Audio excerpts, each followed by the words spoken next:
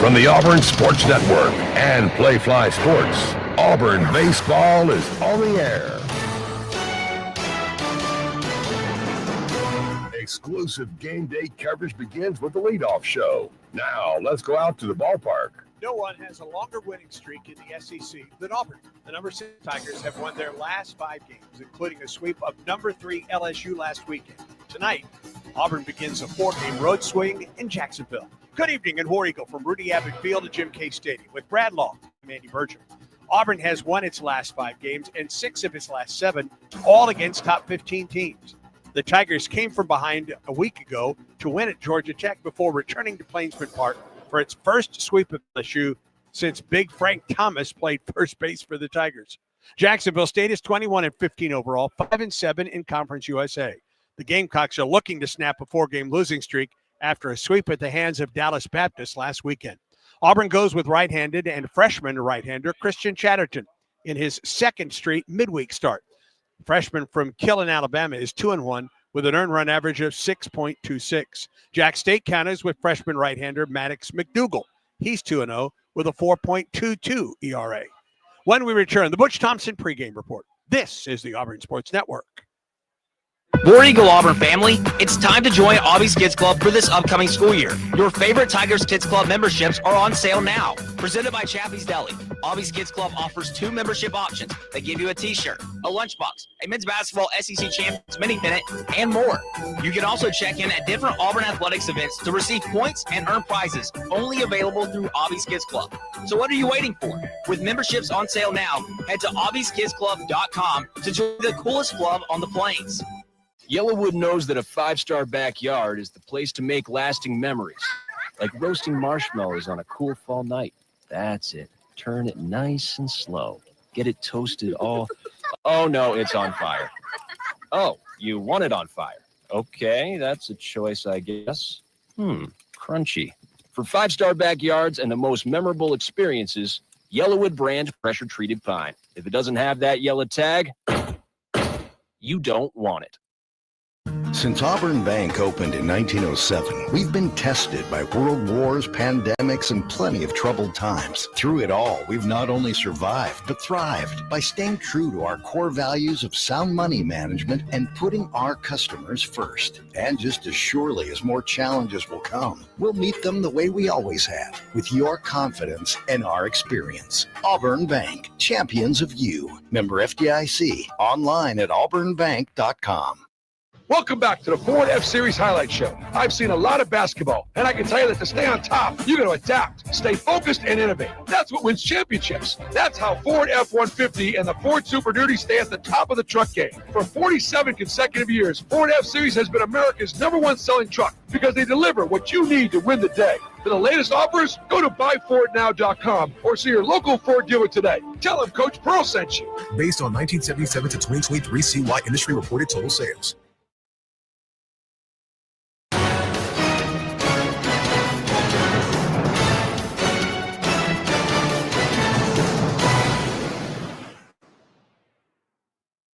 Game day coverage of Auburn baseball continues now with our exclusive pregame conversation with head coach Butch Thompson. How do you bring momentum from a very successful week into a tougher week on the road? I know you're either trying to get it or keep it. So hopefully we can get out here and get to playing baseball. On the ride up, I saw where, one of our peers, one of our SEC teams already dropped one of these midweeks. After you play these, you put everything into a weekend, it just calls it up every day, and that's kind of the flag we're waving. It never ends. So that's a good thing, man. This is so thankful to get to come out here and play a baseball game. And Jacksonville, Alabama, there's a lot of construction going on past the outfield fence and just a beautiful ballpark. So, man, I'm excited. I'm ready. And hopefully I can, trying to inject that into these guys and get ready to play a great game here at Jacksonville State tonight. First of a home and home with Jacksonville State. And I know that these games with in-state schools means a lot to you. It does. I absolutely respect it. I respect baseball in the state of Alabama. We got 3 teams in the state of Alabama in the top 25 of the country. That's a pretty big deal. But everybody, there's a tie to everybody, whether somebody you recruited or known. Steve Beazer here was the head coach at Missouri in the Southeastern Conference before coming to Jacksonville State for 6 or 7 years, and happy to see him in the state of Alabama now. But from the top of the state to the bottom, just a lot of good baseball, and that's part of our deal. You know, it's Auburn first in the state of Alabama, and you know, every one of these programs, I like to see baseball great in the state. With a Thursday, Friday, Saturday series this week, does that affect how you go about the pitching staff tonight? Yeah, and that's our biggest challenge, right? You're trying to bring momentum into the ball game like we start talking about. But here's our challenge. We can't allow anything to keep us from going and putting our best foot forward in Austin, Texas. But there's a baseball game to be competed for, and Jacksonville State presents challenges. Their lineup, the athleticism, the depth of it presents challenges. A really good slider. If you're not interested in hitting a really good slider that is late, that is landed at a high percentage of strikes, then that's going to be a challenge for us. And then I think the biggest challenge is, to your point, is just how we pitch it. You know, how long can Chatterton go? Every inning he can go for us puts us in better shape. But we got some guys that hadn't pitched in a few weeks, and hopefully they've made some adjustments and work. But, you know, a Jet Johnson that didn't pitch in this series, a Hayden Murphy, these guys have absolutely got to get back going again because, you know, they were in the mix, and we believe they can help us to be the best team. But we need them today to give our relievers that have been working hard and throwing multiple twice, 2 times last week, to give them a break Tuesday to help us get those guys rested and to put our best foot forward. Mason Cook is a guy we've been trying to get in there a couple of weeks to start his Auburn career, a guy that we really highly touted recruit. I'd love to see him in the baseball game today as well. Abe Chancellor, just where are we going to go? When you hadn't pitched a guy in a regular routine, you know, when do we put him in a ball game? That becomes confusing, and I think our biggest challenge to having success tonight is getting them in and out at the right time tonight. What did Christian Chatterton do a week ago tonight at Georgia Tech to take that step forward? Yep, got it going again. Got his off-speed pitches back in the zone, the strike zone. Just competed well. It looked like himself. It looked like the first 5 or 6 starts that he had for the season, and then a couple were not being able to get out of the first and adjusting.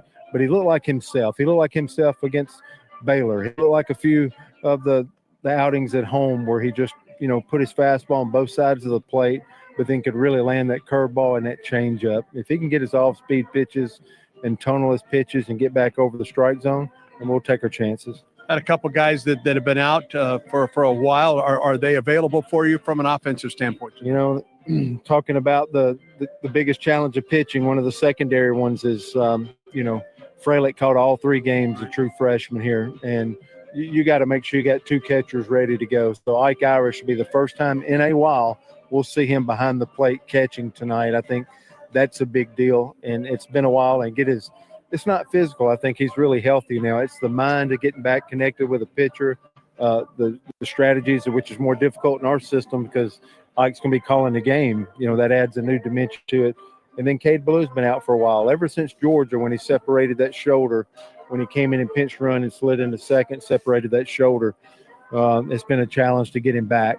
I'm not sure he's 100%, but I do think he's close enough to give him a look tonight. And I want to do it tonight instead of taking some of the guesswork out of putting him in the SEC series against Texas. So you'll see Irish there. You'll see Ballou. Freilich's been swinging such a good bat for us. He'll probably be in that DH role for us tonight. Wish you all the best tonight, War Eagle. War Eagle.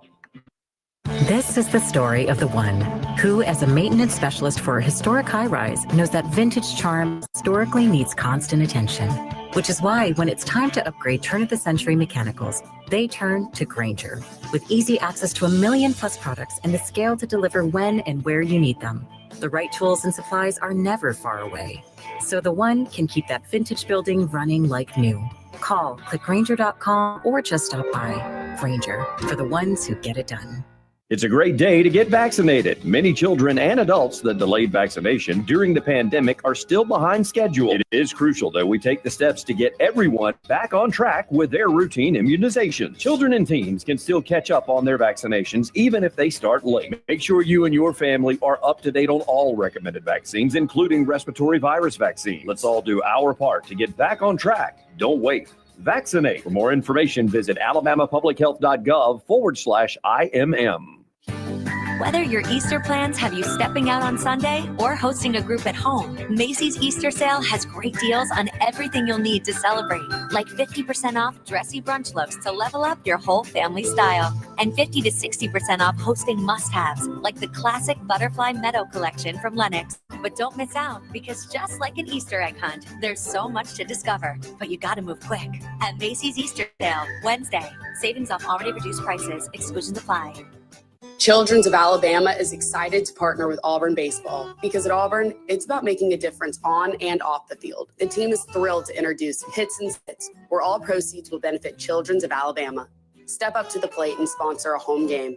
You can sign up by visiting bc5foundation.org. Choose a game and a strikeout or a hit. It will be echoed beyond Plainsman Park into the lives of families at Children's of Alabama. Sign up today at bc5foundation.org. War Eagle.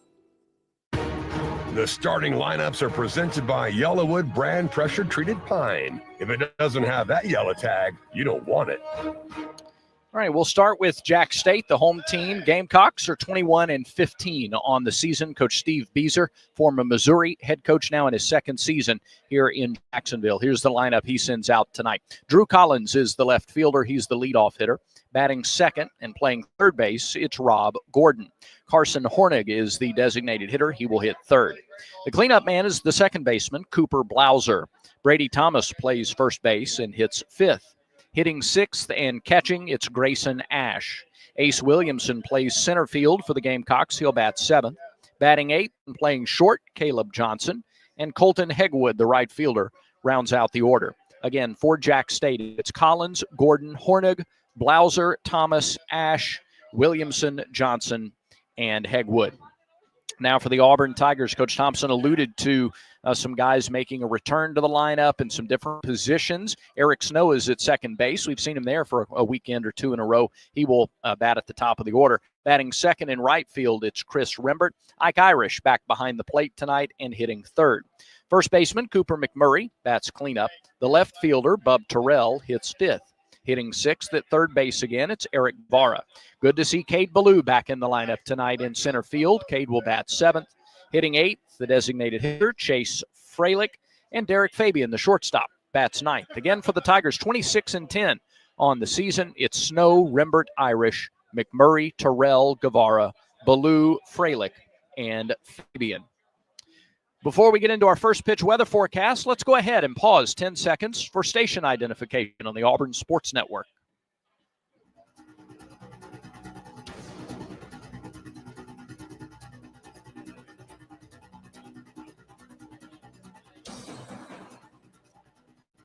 Your first pitch weather forecast. We're about 7 minutes away from first pitch here at Rudy Abbott Field, Jim K Stadium. First pitch weather forecast is brought to you by Blue Moon. When you choose Blue Moon, everything becomes brighter.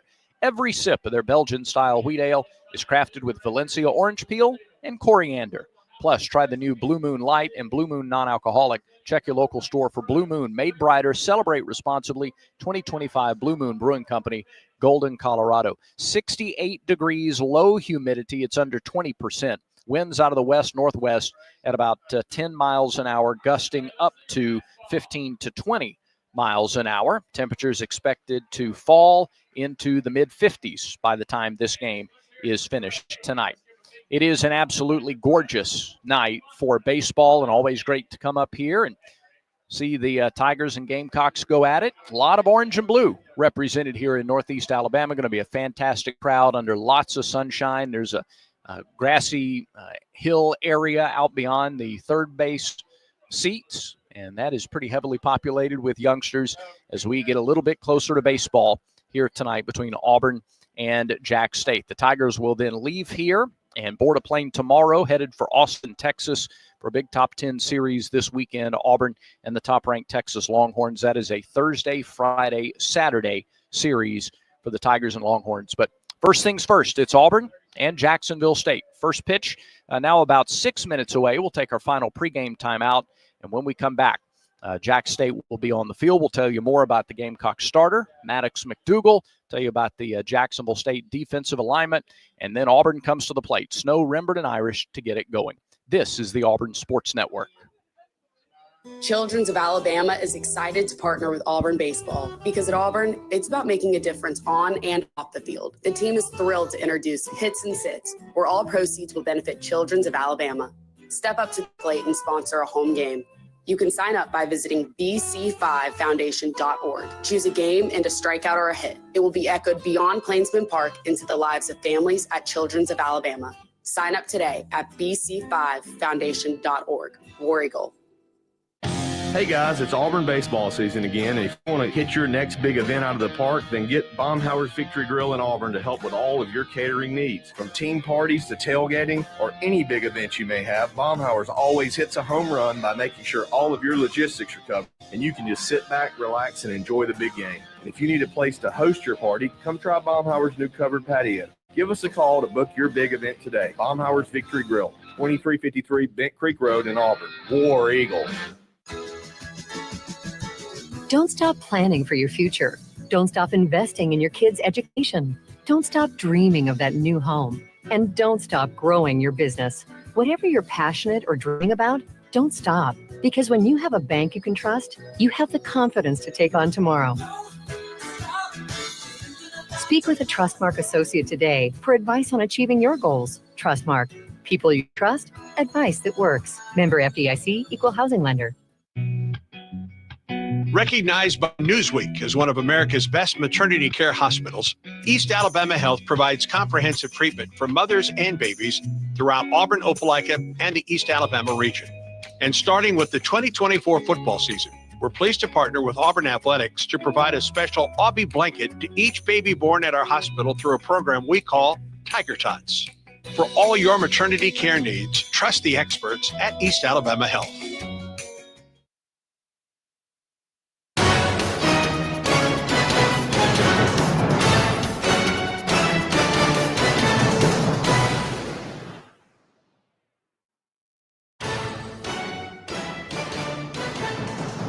Exclusive play-by-play coverage of Auburn baseball is brought to you by the Alabama Department of Public Health. Don't wait. Vaccinate. Protect yourself and others by staying current on all recommended vaccines.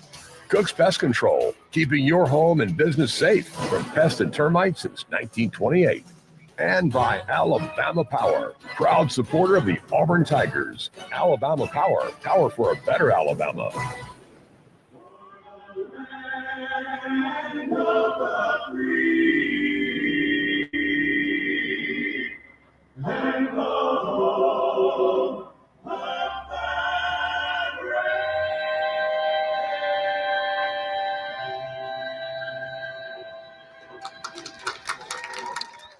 Yeah, the final few notes there, the Gaither Vocal Band's rendition of the national anthem. Boy, David Phelps can flat out sing, can he? So that's how we get set to get things going here. They all can. They all can. You're right. No, you're right about that. No question. Jack State getting set to take the field. When they do, it'll be Drew Collins in left, Ace Williamson in center, Colton Hegwood in right field. Along the infield, first to third, it's Brady Thomas, Cooper Blauser, Caleb Johnson, and Rob Gordon. Grayson Ash behind the plate, and Maddox McDougal is the pitcher tonight for Jacksonville State. Freshman right-hander, 2-0 in 8 appearances, 3 starts this year for McDougal, 2-0 with a 4.22 earned run average, 21 and a third innings pitched, 17 hits, 10 runs, all earned.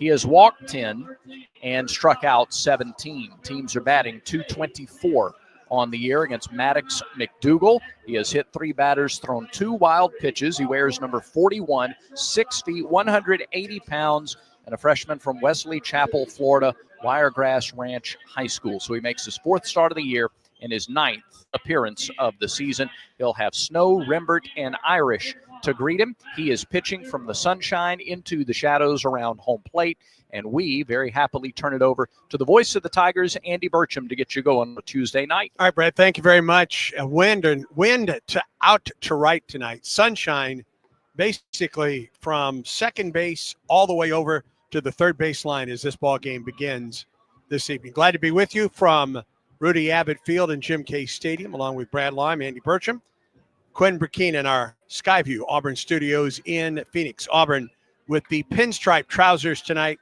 the blue jerseys, white numerals and lettering on the back. The white script Auburn across the front with the orange number across the front of the jersey, and blue ball caps tonight with the orange AU across the front. Jacksonville State, the home white trousers with the red uniforms tonight, and the white numerals and the lettering. Jacksonville State comes into tonight's action at 21-15. Auburn is 26-10. Boy, hard to beat what Auburn did last week with that win at Georgia Tech and then coming home and beating LSU in a weekend series, sweeping the series for the first time since 1988. But Auburn will try to top that, and it starts tonight here at Jacksonville State before a travel day tomorrow, and then number 1 Texas in Austin at Dish Falk Stadium or Dish Walk Field. Look forward to seeing that venue this weekend, Thursday night starting at 7 right here on the Auburn Sports Network. Maddox McDougal, 3-pitch guy, fastball, tops out about 90, a slider and a change. He goes to the fastball and the change quite a bit, and change up very important to both of these starters tonight, as Christian Chatton had his changeup working last week at Georgia Tech. Eric Snow steps into the box, and the first pitch from McDougal is a strike call. Augustus Griffin works the plate tonight. John Tyler Shaw at first, Patrick Graham at second, and Ken Fitz at third, and he is the crew chief. 0-1 to Snow, batting .309 on the year. Changeup in there for strike 2. 5 homers, 23 runs batted in for Snow. 1 of 2 and stolen bases for the Tigers. Snow, Rembert, and Irish for Auburn in the first inning. McDougal ahead of Snow, no balls and 2 strikes. Right-hander looks over the top of his glove, winds and fires, and Snow swings and lifts one to left. Collins, almost in his tracks, makes the catch for the first out of the ballgame. Might have been looking fastball there. He looked like he waited on the change, though. Just couldn't get a lot of power behind the swing. Soft liner out to left field for the first out. So 1 down for Chris Rembert, the Auburn talented freshman. We say that about a lot of Auburn's freshmen this year, don't we? .314 the average, 4 homers and 21 runs batted in. In right field tonight for the Tigers with Irish behind the plate. First pitch to Rembert. Fastball in there for a strike, and McDougal has thrown nothing but strikes to open this campaign. A week ago against Georgia State, McDougal pitched 3 innings, gave up 3 runs on 3 hits. He had 2 walks and 2 strikeouts. Now the 0-1 to Rembert. That drops slow. A ball and a strike. 44 pitches a week ago, so pretty economical 3 innings of work. 50 pitches the week before against Alabama State. 2 runs on 5 hits in 4 innings. 1-1 pitch to Rembert. Here it is. Catches the outside corner, a ball and 2 strikes. That was a slider from McDougal. First time he's shown that. Rembert sets up deep in the batter's box. This is an artificial surface field all the way around. And now the 1-2 pitch to Rembert. Popped it up, foul, back and out of play. Back to the chevron behind us. That's pretty good to work that in at the top of the first. That's you're a pro. 1 ball and 2 strikes, 1 down for Auburn. We're in the top half of the first. McDougal almost looks through his glove as he gets set. Here's the pitch. Just missed a little bit low. Had the corner, the inside corner, but missed low. 2 balls and 2 strikes.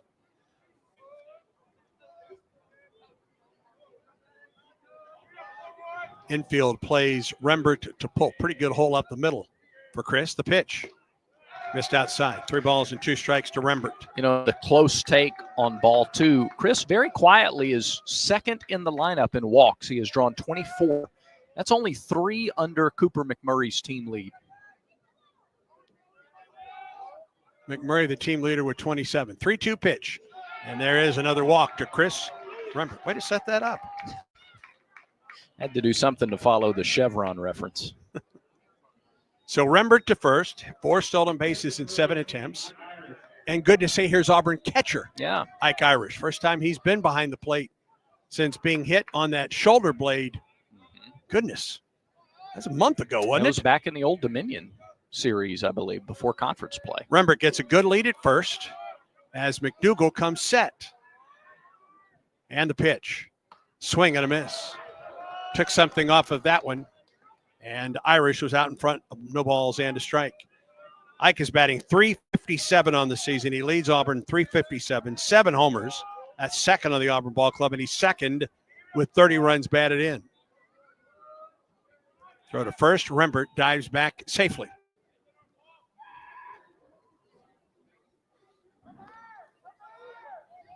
.403 to center. .380 to the power alley and right center. .375 to the power alley and left center here at Jim K Stadium. The pitch. Irish to the second baseman. Blauser flips to short for one. To first. And it gets by the first baseman. Bounces off the dugout and back onto the playing surface. And Irish is aboard with 2 outs. So they get the lead runner Rembert at second base. The throw, if it's on time or if it was on the mark, it's a double play. Mm-hmm. The Kentucky turf was a fast turf. The Georgia turf was a pretty slow turf. This appears to be more on the Georgia side of things. Here's Cooper McMurray batting .343, 8 homers, 35 runs batted in. Wind in the pitch. Cooper takes a strike right down the middle.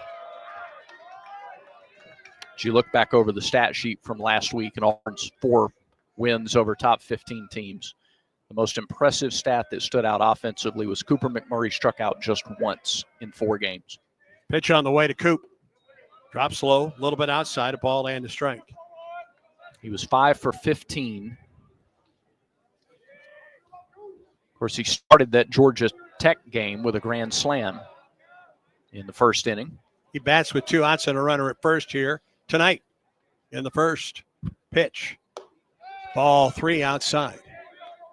Would it surprise you that McMurray is far and away Auburn's best hitter in non-conference action this year? He's batting .438 in the non-conference. A little. 2 balls and a strike. The pitch. Chopper foul. Up the right side. But not because what he does offensively is surprising, but because Chase Fralick has hit well in non-conference games. And Derek Fabian's had really good at-bats in non-conference games, too.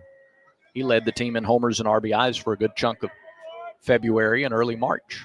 Irish gets his lead at first. He's there with 2 outs in the Auburn first. 2 balls and 2 strikes to McMurray. The pitch. It misses low, and the count goes full, and Irish will get an early start with 2 down.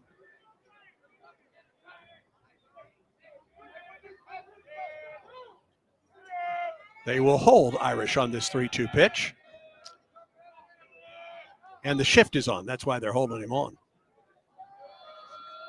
Stretch. Pitch on the way. McMurray tried to hold up on a slider down and in. He could not. McDougal gets a strikeout, and the inning comes to a close. No runs, no hits, no errors. A man left for Auburn.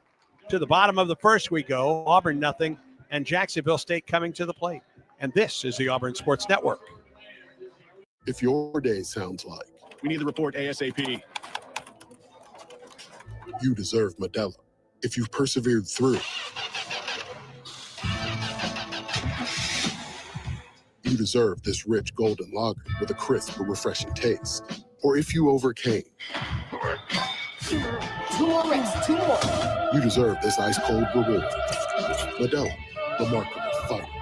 Drink responsibly. Beer imported by Crown Imports, Chicago, Illinois. The Southeastern Conference. It's the land of legend, the places, the faces, and moments. And he's going for it. It's a touchdown. We've seen the confetti fall again and again. We're not done. It's time for the next generation to make their mark and go from 14 deep to 16 strong. It's a whole new ball game in the SEC, and it just means more.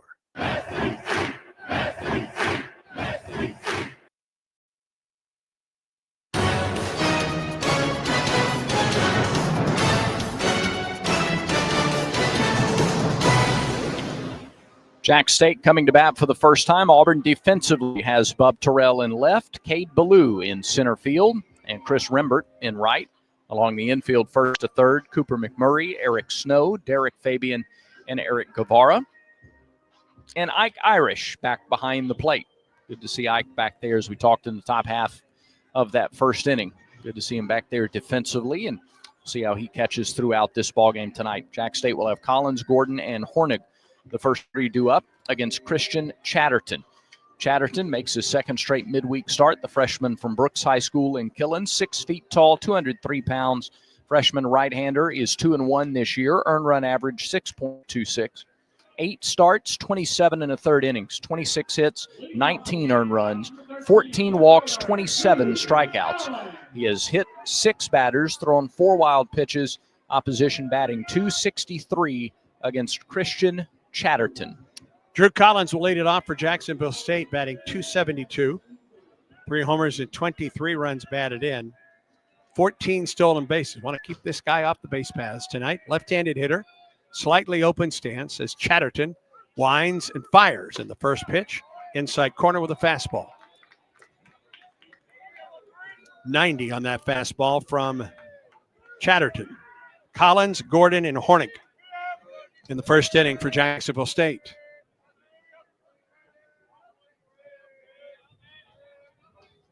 Wind and the 0-1. Swing and a miss at the change. 0-2. Go from 90 to 78 with almost a little bit of run away on the changeup. Now the 0-2 pitch. Got him swinging with another changeup. First strikeout tonight for Chatterton and the Tigers. The K-Canner presented by Kia of Auburn. Where? You're always number one. Location is the name of the game for Chatterton, and if he can throw both the fastballs and the changeups and spot them where he wants them, he can keep hitters off balance. That was a really good start. Fastball, changeup. Chatterton last week at Georgia Tech, a run, 2 hits in 3 innings, 62 pitches in 3 innings.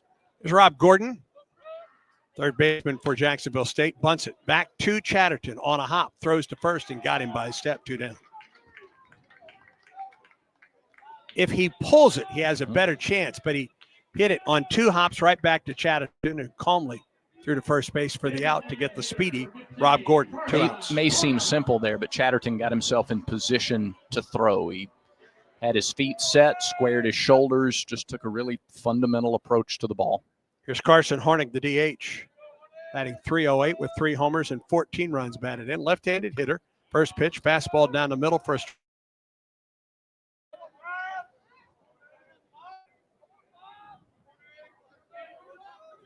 Outfield play straight away with Hornig at the plate.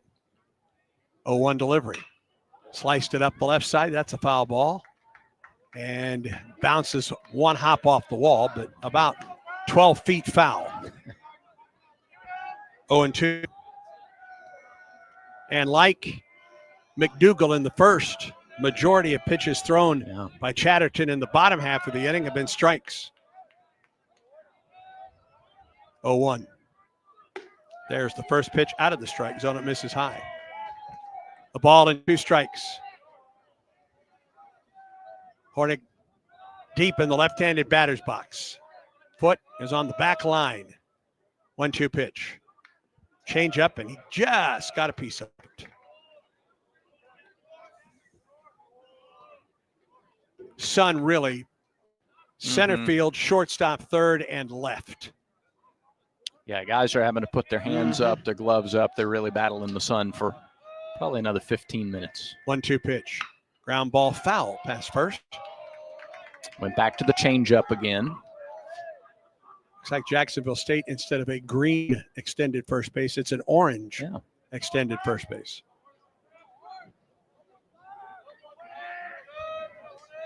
Shift is on now for the Tigers. Right side of the infield, 1-2 pitch. Missed outside with a fastball, 2-2. Second baseman Cooper Blauser waits on deck.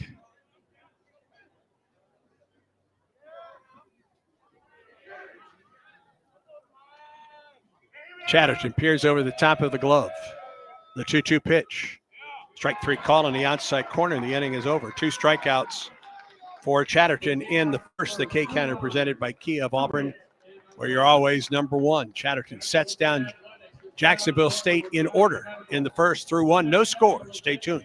Auburn baseball continues in a moment. I like what I like, and I do what I want. If what you like is getting the highest payouts, getting the most free play, and finding more of your favorite games all on a spacious upscale gaming floor, then Wind Creek Atmore is your kind of fabulous. No matter what fabulous means to you, you'll find it here. Wind Creek Atmore. Gambling problem? Call 1-800-GAMBLER.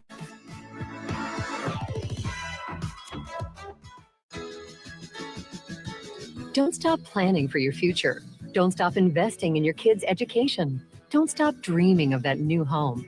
And don't stop growing your business.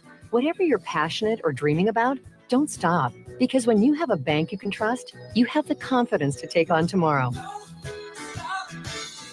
Speak with a Trustmark associate today for advice on achieving your goals. Trustmark. People you trust, advice that works. Member FDIC, Equal Housing Lender. Back to the ballpark for more Auburn baseball.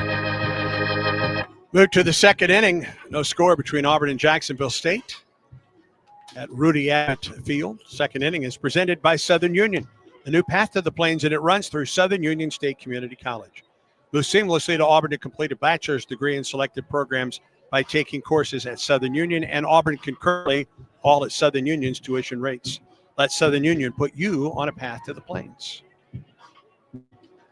Terrell, Guevara, and Ballou for Auburn here in the top of the second. 18 pitches in the first inning for McDougal. Terrell batting .305, 4 homers, 21 runs batted in, swings at the change and comes up empty. And a mighty cut at that first pitch, too.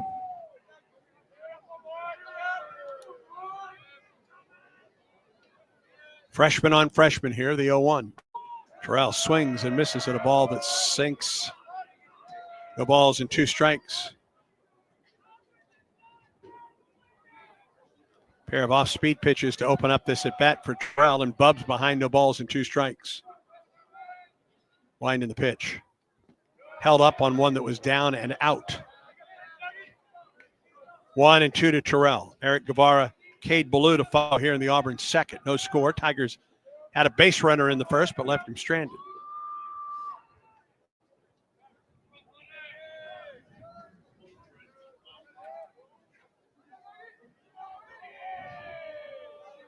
McDougal, the wind and the 1-2 pitch. Missed upstairs with a fastball at 88. Scouting report has him topping out about 90 with the fastball. Terrell leading off the Auburn second. 2 balls and 2 strikes to count to the Auburn left fielder. Hesitation pitch, swing and a foul back. It's the first time I've noticed that from McDougal. He lifted the leg and just held it there for a count. Terrell had 3 hits in game 1 of the LSU series, then didn't get a hit till his last at bat Sunday. 2-2. Chops it foul, fought off a good pitch on a hop into the Jack State dugout. Yeah, that was a low inside fastball. He's protecting the plate there and protecting himself a little bit too. That was sweeping across in toward him. I wonder if that got him somehow, or was it the swing? He's holding his right neck, or the right shoulder. And Anthony Sanderson, Auburn's athletic trainer, is out. And I don't know if it's the right side. It was a little bit of an awkward swing, wasn't it?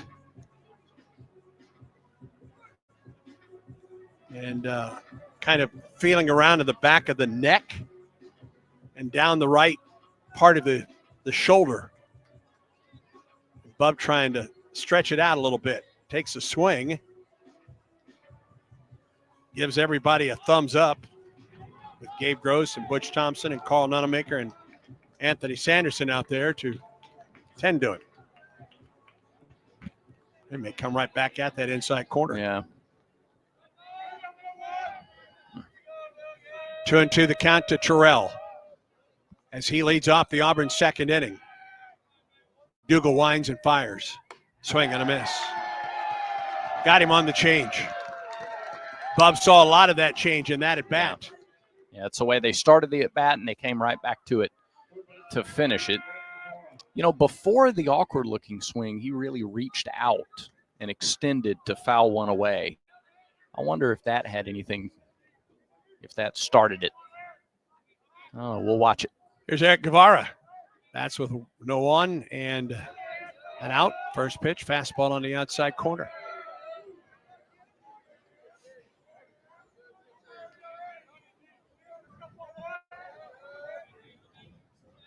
McDougal the wind and the 0-1. Missed the outside corner. Ash tried to bring it back in, but to no avail. A ball and a strike. A lot of other action going on in the SEC. We'll update that on the Yellowwood scoreboard throughout the game. 1-1. Chopper left side. It is a fair ball, and it gets, it's foul. Did he not touch that ball? I thought the third baseman may have touched it. He was trying to fight off the sunshine as he was coming in. No argument there from Carl Nonemaker, right on top of it. And the count goes to a ball and 2 strikes. Guevara takes his time getting back to the to the batter's box. Yes, he does.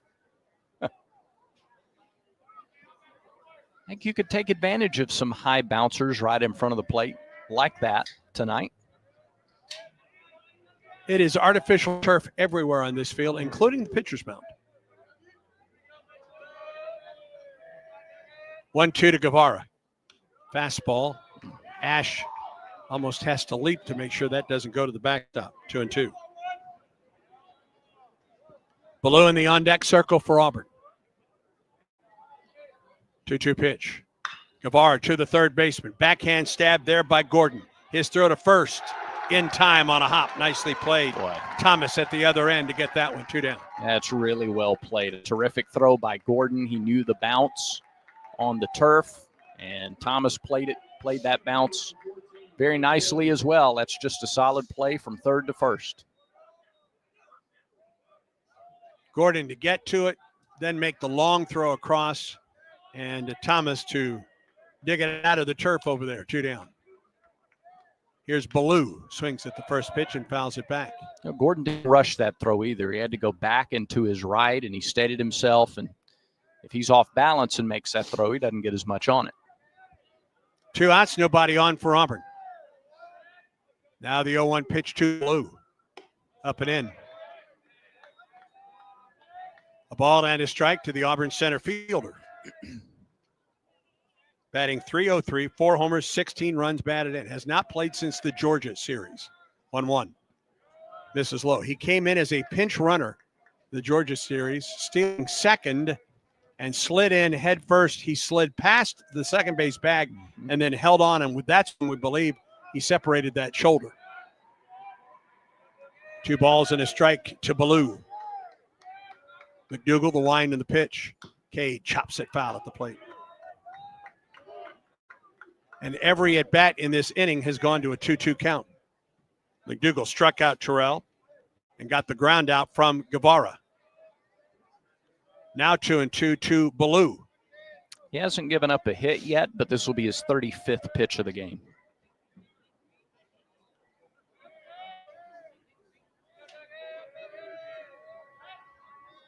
Two-two pitch. Ballou pops one into shallow left. The shortstop is out. Johnson there to make the catch. And Auburn's retired in order in the second. No score in Jacksonville between the Tigers and the Gamecocks. This is the Auburn Sports Network.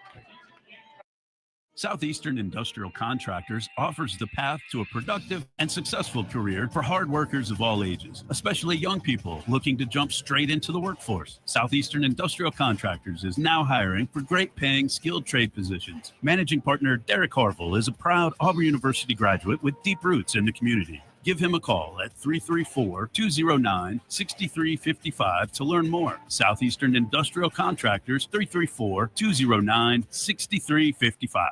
For 70 years, Max Credit Union has been more than just a financial institution. We've been a part of your community, your milestones, your dreams. At Max, you're not just a customer. You're a member, a neighbor, a friend. So as we celebrate 70 years of trust, service, and financial growth, we want to say thank you. Thank you for choosing Max, and thank you for letting us be a part of your journey. Max Credit Union, 70 years strong and just getting started. Federally insured by NCUA.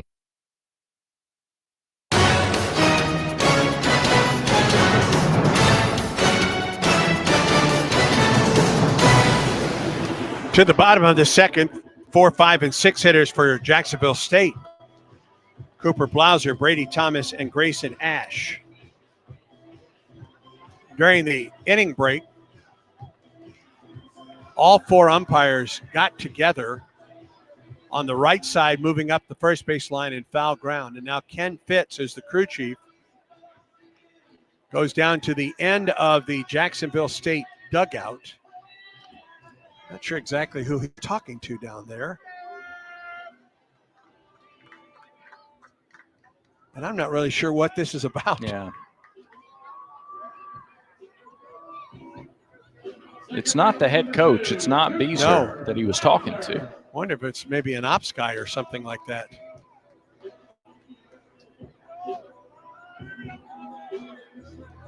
All right, Cooper Blauser will lead it off. The son of the former Atlanta Brave, Jeff Blauser. That's right. Started his career at Clemson.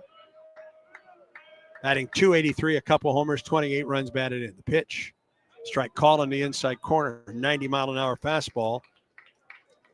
And the 12th pitch of the night for Christian Chatterton.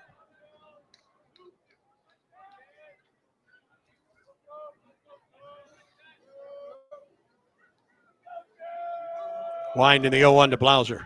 Chopper left side to Guevara. Had to fight the sun. Throws low to first and out. Oh, what a nice play by Cooper McMurray. A hop and the backhand stab by Cooper for the out.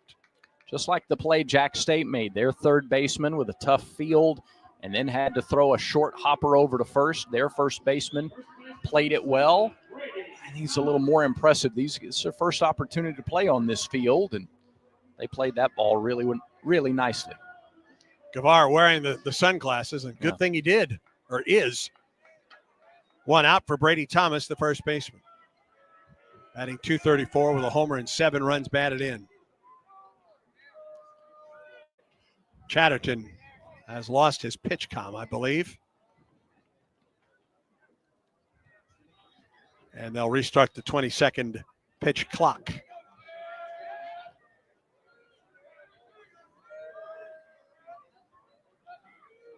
Still taking a while, and there's some trouble with the communication system. I think they're going to have to get a new pitch comm for Auburn's pitcher. Yeah, McMurray. He'll get McMurray's. Mm-hmm. I'll make sure that this isn't a pitching visit for Everett Tiefert as he brings out the new pitch comm.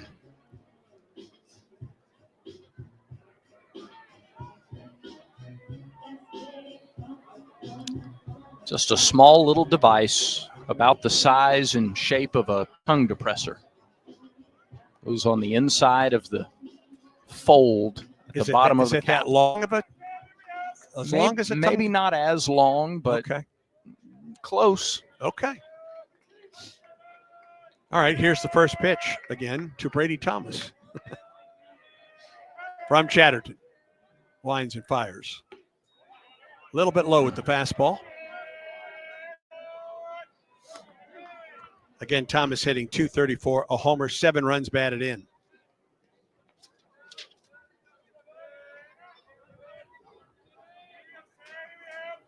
This is his 17th game, his 15th start tonight.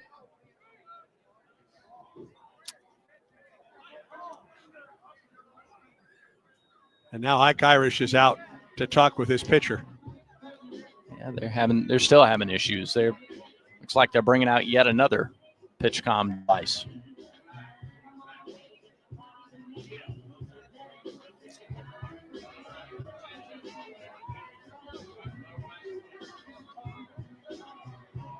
So we've sped the game up nicely. Yeah.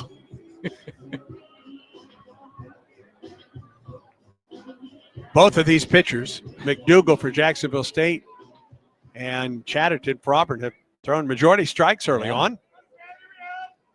We don't have a base hit yet.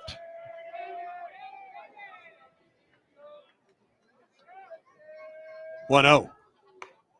Change up and out. Got to find the rhythm again. Yeah.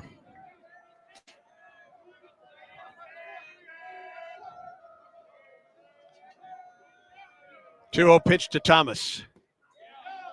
All three just missed inside. This all started after the umpires got together and went and talked to the That is State true. dugout. Yeah. And we still don't know exactly what that conversation was about. 3-0 pitch to Thomas. Strike call.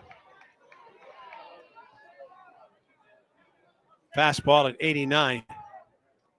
One out, nobody on for Jacksonville State. No score. We're in the bottom of the second in Jacksonville. 3-1. Thomas to the right side. Nice play on a short hop by McMurray. He takes it to the bag for the out. Well, that swipe has to be completely accurate. Quick swipe from the side. Otherwise, that's a bouncing ball into right field and might be two. But McMurray, just that veteran first baseman, solid defensive presence, made the play. 2 down in the inning, and here's the catcher, Grayson Ash.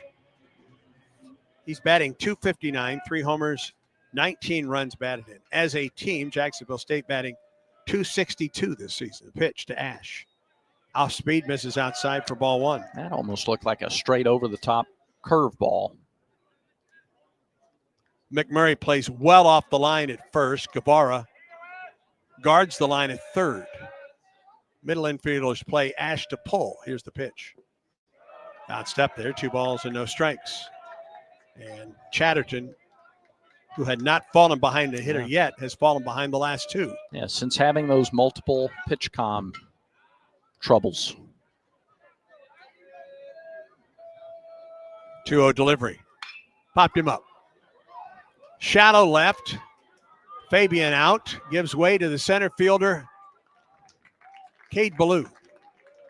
And like the first, Jacksonville State is retired in order in the second. No score in Jacksonville. Stay tuned. Auburn baseball continues in a moment. This is Coke Zero Sugar. Could I be the best Coke ever? Try and taste with your ears. Hear those bubbles? Imagine them tingling on your tongue. Fizzy deliciousness. Listen to that cascading liquid. A mouth-watering waterfall. Irresistibly tasty. Zero sugar. Crisp, refreshing, and ice cold. Is Coke Zero Sugar the best Coke ever? Try and decide. This is Coach Bruce Pearl on the Ford F-150 Highlight Show.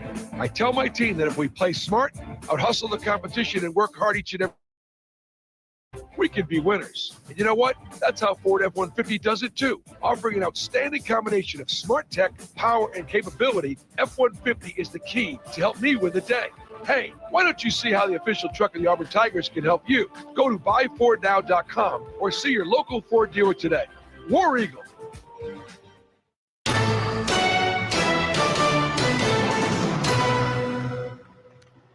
We move to the third. No score between Auburn and Jacksonville State. We've had only one base runner and no base hits.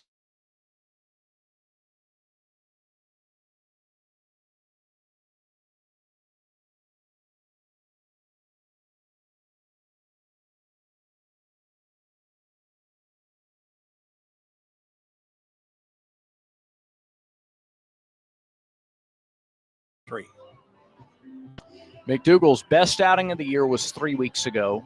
A win at UAB. Went 5 shutout innings, only gave up 1 hit.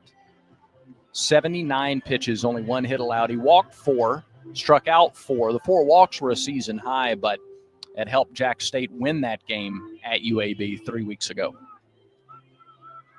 He will get the 8, 9, and 1 hitters for Auburn here in the third. Chase Freilich, the DH for Auburn tonight.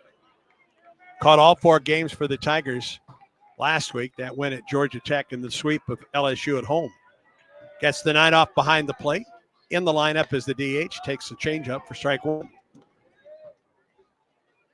And this changeup from McDougal has been very effective. The first time through the Auburn order, the pitch. That just missed the corner. 1 ball and 1 strike.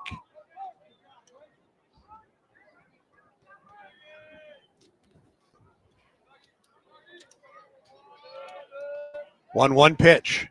Fralick chops it foul past first.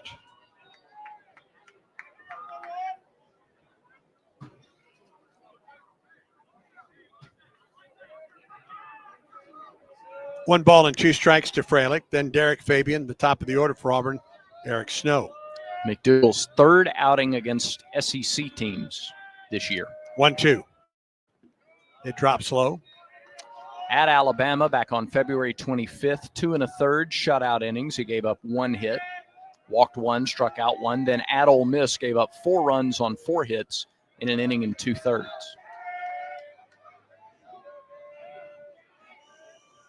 Two balls and two strikes to Fralick. Hesitation pitch, and he misses outside. 3 balls and 2 strikes the count. Wonder if we'll see him when Jack State comes to Auburn. Full count to Fralick, leading off the Auburn third.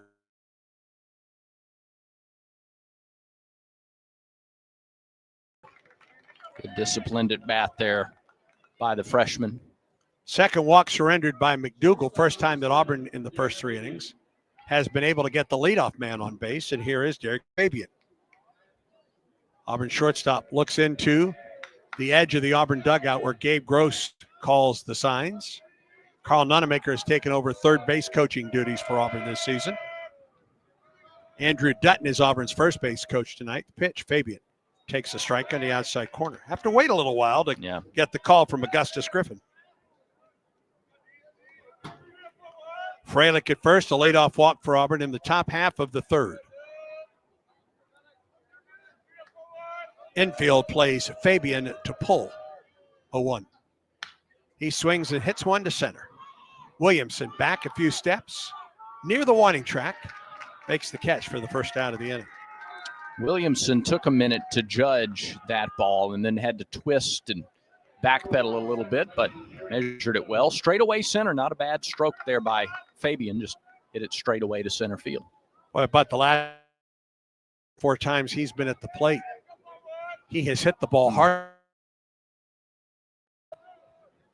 All right, top of the order, second time through the order for Auburn, and here's Eric Snow. Fralick with his lead at first. McDougal comes set in the pitch. Snow takes the strike on the outside corner. Started him with a fastball and was able to get it to the outside corner. If that's middle in, that's a sweet spot for Snow, but it's well located on the outside corner. Williamson plays deep in center. Infield back looking for.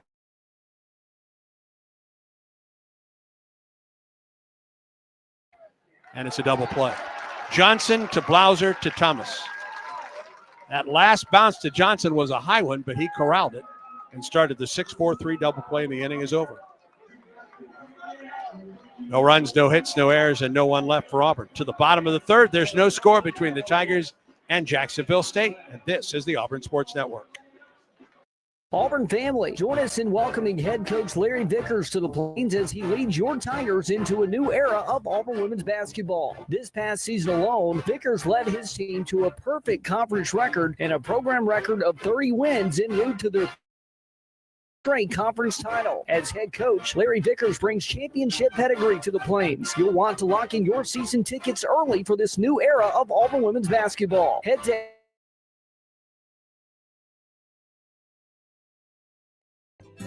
Strike out ants, termites, and other pests with a call to Cook's Pest Control. Cook's proven pest control methods and superior termite control system keep your home safe and are backed by a 110% satisfaction guarantee. As the weather gets warmer, your spring cleaning isn't done until you call the official pest control partner of the Auburn Tigers, Cook's Pest Control. Looky, looky, looky, here comes Cookie, Cook's Pest Control.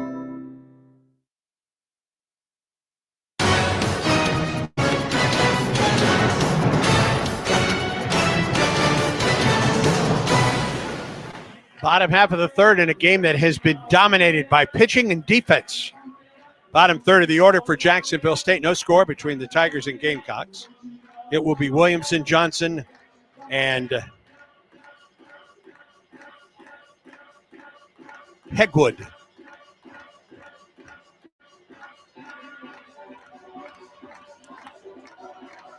.21 pitches so far for Chatterton. Yeah, 11 in the first, 10 in the second.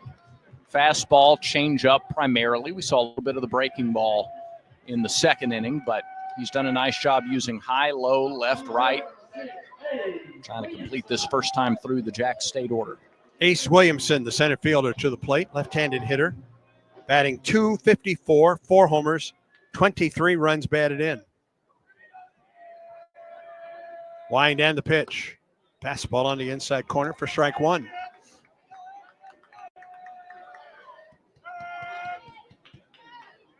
His 4 homers leads this Jacksonville State squad. Big crowd on hand tonight in Jacksonville. The pitch. Ground ball foul pass first on the change. From 90 to 77. Yeah.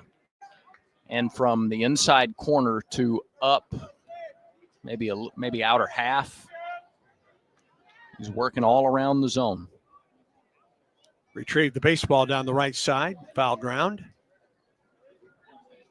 And Williamson back in the box. No balls and 2 strikes. Chatterton shakes off one sign, gets the one he wants. He winds in the 0-2. Foul tipped in and out of the glove of Mike Irish.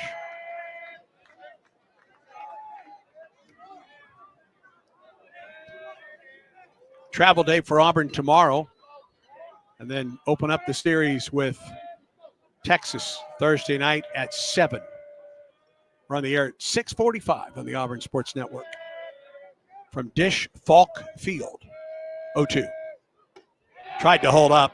He went around. Tried to hold up on an off-speed pitch. Well, actually, it was a fastball up, 91, and he couldn't. And that's the 3rd strikeout of the night for Christian Chatterton. The K-Counter presented by Kia of Auburn, where you're always number one. I didn't see him last week in Atlanta, but this is as dialed in as the fastball and from a location standpoint as I've seen Chatterton this year. The change was the key last week. He was locating the change, and it sets everything else up for him in his arsenal.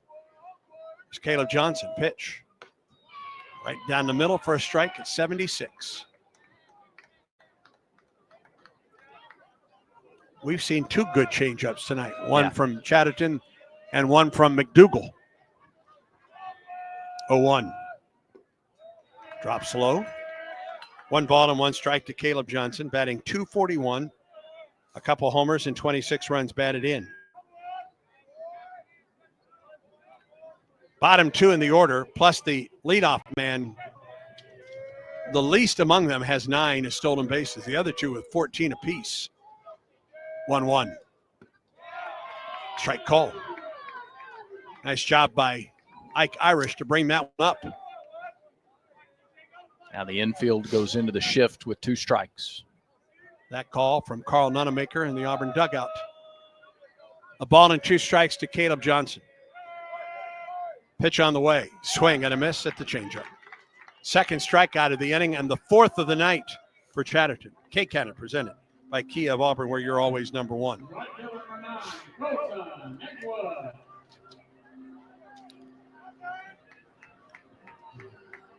Four strikeouts already for Chatterton. He is. You looking that up too? Yeah. Okay, go ahead. I'll let you do that. All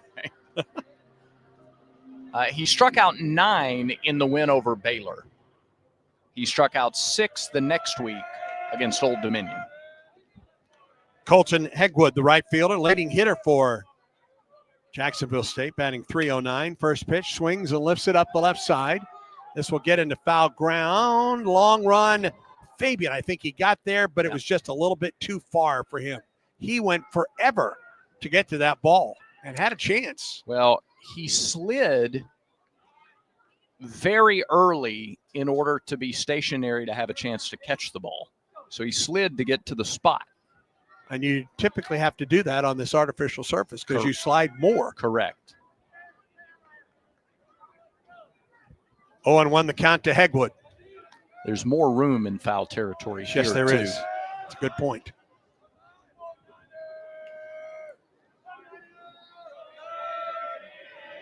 Wind in the pitch from Hegwood. Fastball up and out. A ball and a strike, the count.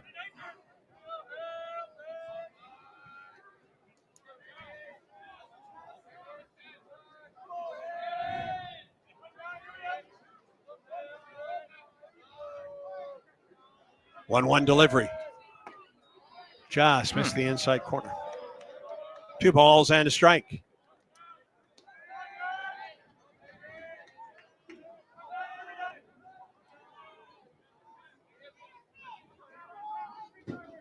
Two outs and nobody on here in the bottom of the third. Here's the wind in the 2-1. Swinging a chopper to the second baseman. Snow charges, fields, and throws and gets him by a step at first. And the first time through the order, Chatterton has set down Jacksonville State. 9 up and 9 down. We're through 3 in Jacksonville. No score between the Tigers and the Gamecocks. And Auburn baseball continues in a moment. With Progressive customer service, there are lots of ways to connect with us, so you never have to miss a second of your favorite sport. Because you'd much rather watch a ball go through a net 124 times in 48 minutes when you don't really have to pay attention until the last 2, and then somehow those 2 minutes will take an hour. You don't want to miss all of that. Luckily, you can chat with Progressive on our app, online, or over the phone without missing a single one of those times the ball goes through the metal circle. Progressive Casualty Insurance Company, affiliates, and other insurers. Not available in all states or situations. Hi, it's me, your USPS Ground Advantage shipment. Just left the warehouse and hitting the road. I know. Just got the notification. Great. Smooth sailing so far. I'm almost there. Yes, I know. I get all the updates. Made it. Safe and sound. I know. Well, did you know I was with USPS the whole time? Oh, yeah. I know. Keep your business in the know with USPS Ground Advantage service. Visit USPS.com/in-the-know. Back to the ballpark for more Auburn baseball. 0-0 is our score. We move to the fourth and to take you through the middle 3. The glorious parade that was held for one Bradford T-Law today. Yeah. Right. My goodness, what an inspiration it was. He takes it through the middle 3. Boy, it's deep in here. Conecuh Sausage is the official sausage and hot dog of the Auburn Tigers. Conecuh Sausage, game day favorite, always great on the grill. Pick up a pack at your local grocery store or visit the Conecuh gift shop in Evergreen, Alabama, off I-65 at exit 96. On the Yellowwood scoreboard, Little Rock won at Ole Miss today by a score of 7-3. Top of the 5th in Knoxville, Tennessee leads Bellarmine 8-2. And before this inning gets underway, there's a stoppage. I think an errant baseball is on the field. Yep, you're right. I wonder if it was the kids out beyond the left field wall playing with it, or well, it was completely thrown out of the ballpark and over the Auburn bullpen. Bottom of the second in Lexington, Kentucky 1, Miami of Ohio 0. Chris Rembert swings at the first pitch, grounds it foul off to the left, 0-1 to the Auburn right fielder. Bottom of the third in Columbia, South Carolina 4, the Citadel 0. Top of the fourth in Gainesville, Florida and Stetson tied at 4. No runs, no hits, no errors at all in the game. Here's the pitch to Rembert. Again, grounded foul left side, 0-2. Top of the third in Athens, at Truist Park in Atlanta. Georgia 2, Georgia Tech 0. That Georgia Tech team comes to Auburn a week from tonight. Auburn was in Atlanta against Georgia Tech a week ago tonight. Pitch. Grounded foul, again, left side. So whether it's been the fastball or the off-speed pitch, Rembert has been early. He has fouled 3 straight between Carl Nonamaker and the Auburn dugout. Bottom of the second in Starkville, Mississippi State 9, Southern University 1. Rembert walked in the first. His 25th walk of the season. Wind by McDougal in the pitch. Downstairs, 1 ball, 2 strikes. Top of the third in Nashville, Vanderbilt and Lipscomb tied at 2. Bottom of the second in Columbia, Missouri leads Missouri State 7-0. Texas has a midweek against Rio Grande Valley that starts a little later. Here's the 1-2 pitch. Missed outside with a fastball, not by much. In fact, Ash, the catcher, thought he had strike 3. He sprung up out of his stance and was ready to throw it around. 2-2 to Rembert. He stands in ready. 7 on the pitch clock, the delivery. Off speed, line, base hit, left field. Rembert with the first base hit of the game, a solid single to left. He's aboard for the second time tonight. Second straight inning, Auburn has the leadoff man on base. We'll see if the Tigers can do anything with that here in the fourth. It was the one pitch that McDougal left up. Yep. And Rembert took advantage with a solid lashing single to left. Irish reached on a fielder's choice, a bouncing ball to second back in the first inning. His second look at the freshman right-hander. McDougal off the right side of the rubber, fires and misses low with an off-speed pitch, 1-0.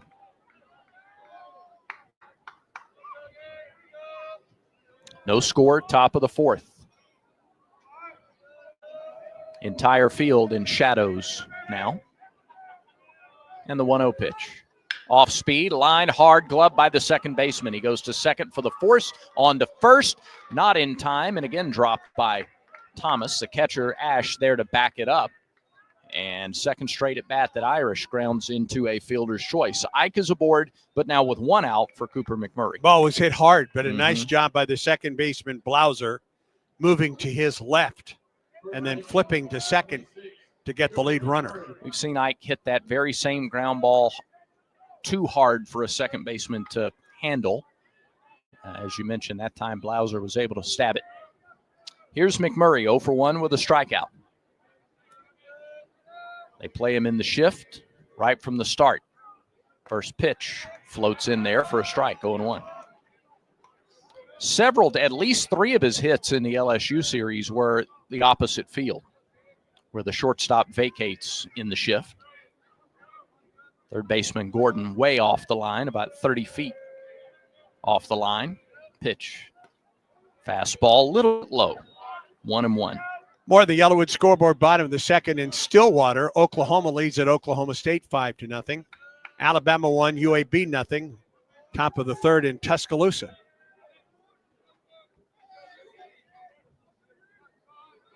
McDougal works from the stretch. Irish at first, and they throw over.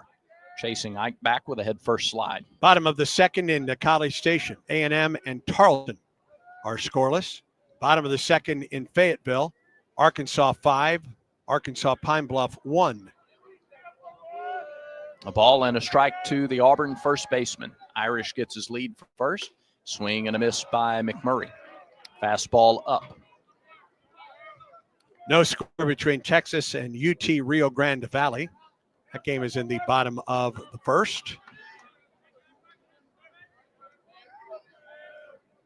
Texas has dropped a couple of those midweek games this year. Here's the 1-2 to McMurray. Bouncing ball, foul past Andrew Dutton at first base. They lost 2 weeks ago to Texas State. One more score for you. No score between LSU and McNeese. They're in the bottom of the first at Alec Box Stadium. Here, no score between Auburn and Jack State. A ball and 2 strikes to McMurray. 1 out. Irish at first. Top of the fourth. Pitch. Line drive, right field. Hegwood is over, but he can't get it. He'll have to play it on a bounce. Base hit for McMurray. Irish heads for third. He makes it standing. They're at the corners with 1 out. That was a great job of reading that ball from Ike Irish, because up here, I couldn't tell if Hegwood was going to get to the ball or not. Ike had no trouble reading that one. Oh.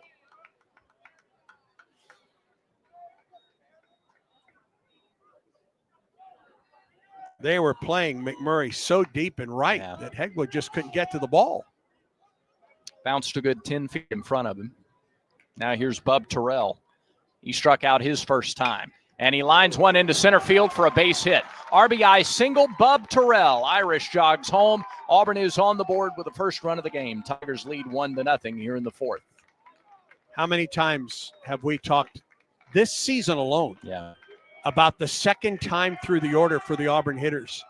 First time through the order, a base runner on a walk. Second time through the order now, 3 hits and a run. Runners at first and second and 1 out. And similar to Sunday's game against LSU, beg your pardon, similar to Saturday's game against LSU, McDougal had a lot of success with the off-speed pitch the first time through. It looks like Auburn kind of goes up looking for the off-speed pitch first.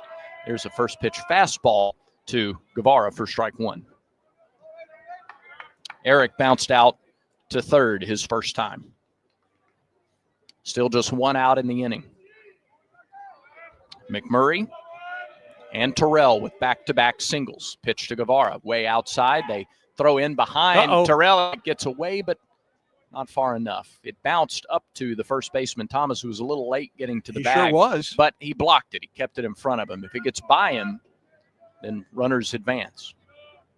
Pitch way outside. It's a ball and a strike to the Auburn third baseman. Guevara has driven in 9 runs this year.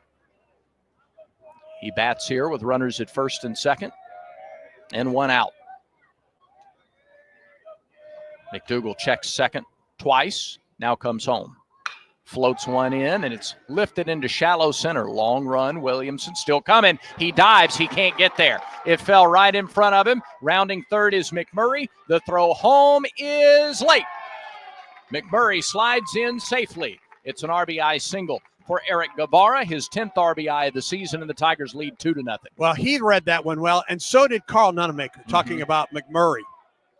When that ball fell in between Williamson, Johnson, and Blauser, and then bounced, Carl Nunemaker had the windmill going, and McMurray scores from second on the play. Third straight hit for Auburn and 4th in the inning. Runners at first and second, 1 out, and Cade Ballou gets a turn.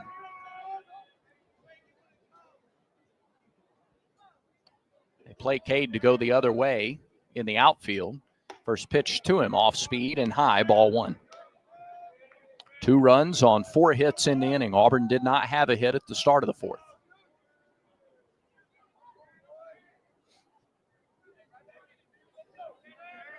Pitch clock is at 7. McDougal checks second twice, now a third time, and delivers. And Ballou fouls it off to the left as we pause 10 seconds for station identification on the Auburn Sports Network.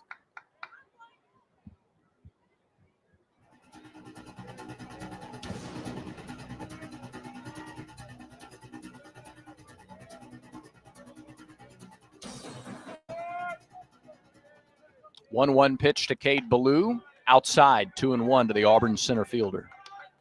He popped up to the shortstop his first time. First time in the lineup for 2.5 weeks. Missed the Alabama and LSU series. Here's the 2-1. Pitch is a strike. He started to swing, didn't offer at it. It was on the outside edge. 2-2 the count. Terrell leads from second. Guevara from first. 3 straight singles for the Tigers. 2 runs in the inning. Ballou swings and lifts it into shallow right center. Could be trouble. It's going to bounce in between a couple of Gamecocks, and Auburn will have the bases loaded. A 4th straight single. It was in on the hands, and Ballou just it out to shallow right center. No play for Williamson or Hegwood. That's enough to be frustrating for the defense, though. Sure. That's the 2nd straight bloop single for the Tigers.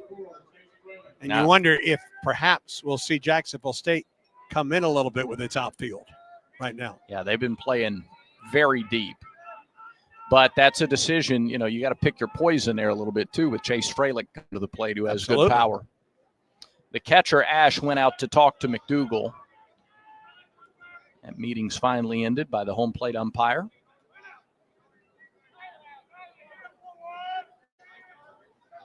And we may get some action in the bullpen. Yeah. Is that 40? Jackson Davis, a junior right-hander, has started to stretch. Yep. 4 straight singles for the Tigers. 2 runs on 5 hits so far in the inning. Bases loaded, 1 out. Freilich lines one down the right field line. Foul, just a touch early on that first pitch from McDougal. 0-1. Freilich walked his first time. Auburn has a little better feel for that off-speed pitch from the Jack State starter this second time through. McDougal comes set and deals. Grounded foul past Andrew Dutton. Does a little shimmy to get out of the way of it. And the ball rolls all the way down to the right field fence. And it's right-hander Ryan Garrity that is warming up now for Jacksonville State. And he's trying to toss in a hurry. 0-2 to Freilich. He goes into protect mode. And a Tiger at every base with one out. The pitch. Swing and a drive toward center. That's down. They'll have to play that on a bounce. Tigers will play it station to station. An RBI single for Chase Freilich. It's now 3-0 Auburn. RBI 30 of the season for Freilich. Solid single to center. Guevara at second did not get a good read on that one and had to hold up at third. That is Auburn's 5th straight single and 6th of the inning. And now here's Derek Fabian, who flied to deep center his first time. And now time called. And a mound visit for Jack State.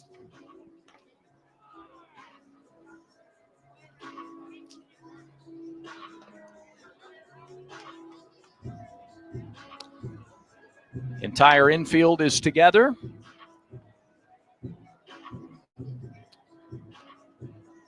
The right-hander throwing, Garrity, he's not throwing traditional warm-up pitches, or wasn't until just now. He's just thrown one or two. I don't know if he's ready. What was he doing? Well, he was just sort of casually tossing. I see. Okay.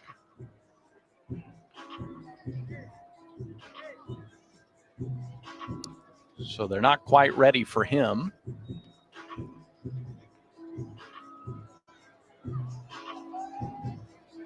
And they'll stick with McDougal. Guevara at third, Ballou at second, Freilich at first. And Fabian at the plate. 3 runs on 6 hits so far here in the 4th inning. First pitch to Fabian. Off speed and missed up and in, 1-0. 8th man to bat for Auburn here in the 4th. Rembert a single. Irish a fielder's choice. Then McMurray, Terrell, Guevara, Blue, and Freilich have all singled after that. Here's the 1-0. Swing and a miss. Took a cut at a changeup, came up empty. And I don't know if it's because Fabian's up or not, but the right fielder and the left fielder are playing a couple steps in right now.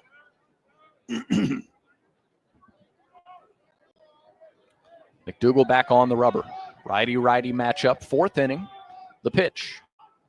Bounced up there. Really nice block by Ash. Saved a run. Yep. A lot of room behind the plate. So Ash kept the ball in front. 2 balls and a strike. Fabian with 28 RBIs on the season.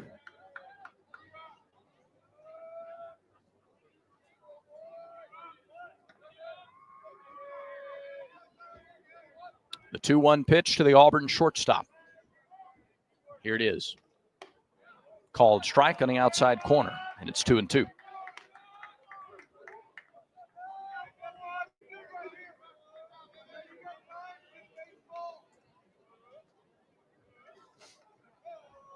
Two balls, 2 strikes, 1 out. Bases loaded, 4th inning.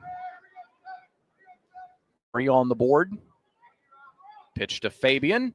Lifted in the air, short right field, long run. Second baseman makes the over-the-shoulder catch. A really nice catch by Cooper Blauser. He had to come a long way into shallow right field and made an over-the-shoulder catch. Really nicely played for the second out of the inning. Tough break for Fabian. 2 down. 9th man to bat in the inning is Eric Snow. Not only went a long way to make the play, but then was able to keep the runner at third. His momentum was going away from home plate. Wasn't that far away, but did a nice job just to keep the Auburn runners at first, second, and third.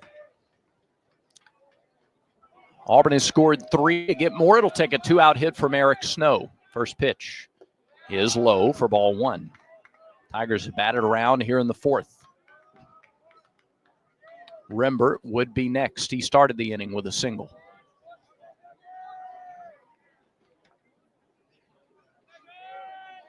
McDougal with 7 on the pitch clock. Comes set. fires and gets a strike on the outside corner to Snow, 1-1. Eric has flied to left and grounded into a 6-4-3 double play.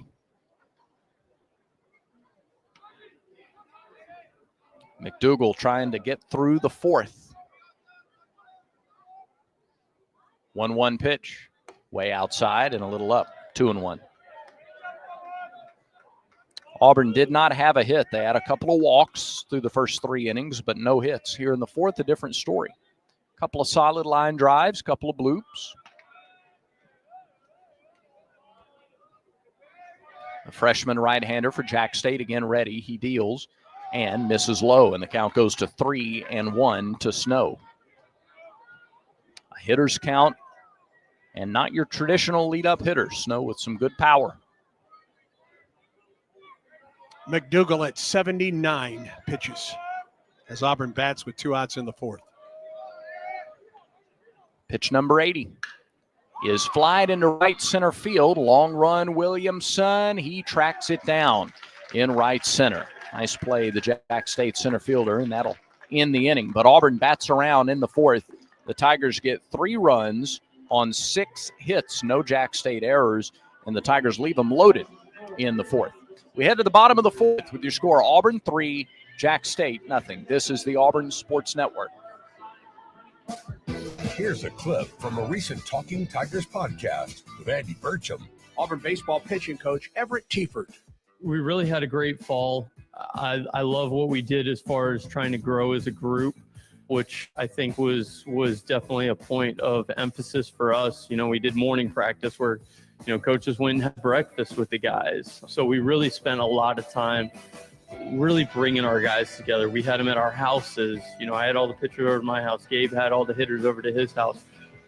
We're talented, but coming together as a team is what we need. And I think we did a good job of that. We do have a lot of talent, and I feel like I did a better job getting them prepared for the season than maybe I did last year. A new episode of the Talking Tigers podcast is released every Monday, wherever you listen to podcasts. Like and subscribe to the Talking Tigers podcast, only from the Auburn Sports Network.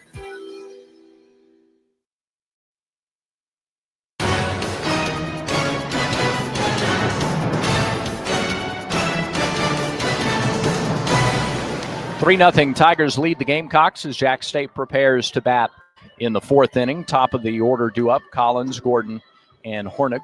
Auburn 3 runs on 6 hits in the top of the fourth. And a long wait for Christian Chatterton. He was in that dugout about 21 minutes while Auburn put 3 runs on the board. So Christian will get back at it. 4 strikeouts the first time through the order for the freshman right-hander out of Killen. Ready to get underway here in the inning. Left-handed hitting left fielder Drew Collins stands in. He struck out his first time. He waves and misses at the changeup to start the fourth, 0-1. Glad you're with us tonight on radio stations throughout the state of Alabama, from border to border. Those of you listening on the Auburn Game Day app. 0-1 pitch, grounded, nabbed by McMurray on a short hop. Terrific play by Cooper. Second one of those for him that he plays the bounce off the turf perfectly. Snatched it with his glove to the side and then took it to the bag for the out, and a 2-pitch out to start the bottom of the fourth. Also appreciate those of you who are watching on the Auburn Tigers YouTube channel or in the booth feed. That'll be up and running for every game throughout the season. Here is Rob Gordon, bunted it back to the pitcher his first time. Chatterton deals, and Gordon swings and fouls it back to the screen. Had a good cut at a first pitch fastball, 0-1. Jack State has won 4 straight games against in-state teams. Tigers lead here tonight, 3-0, the 0-1. Breaking ball, missed low. 1-1. Didn't see the curveball in the first inning. We've seen it featured here and there in the second, third, and now into the fourth.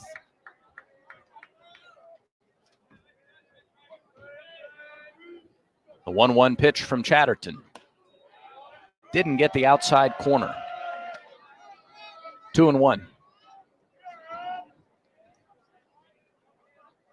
Gordon 5 for 26 on the season.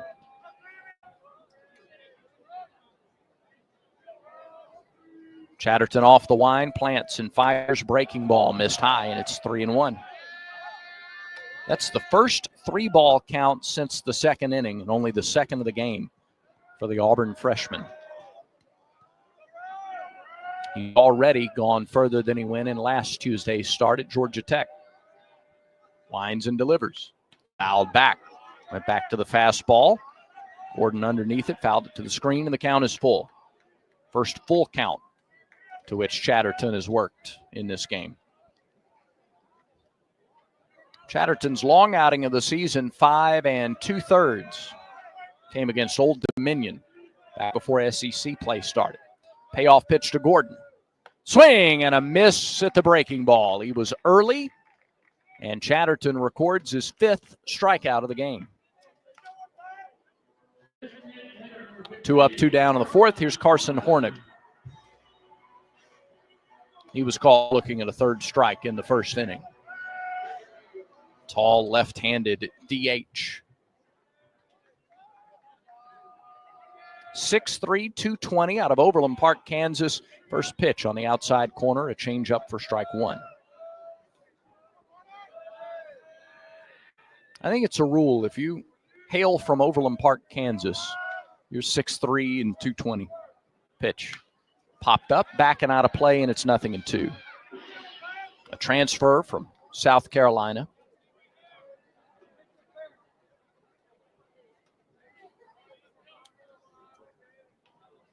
Hitting a little above 300 for the year. See what Chatterton does with him here, 0-2.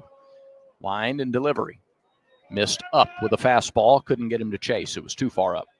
And the count goes to a ball, 2 strikes. Nobody on, 2 out. Bottom of the 4th. Tigers 3, Gamecocks 0. The freshman Chatterton trying to close out the 4th inning. The pitch. Just missed a little bit up.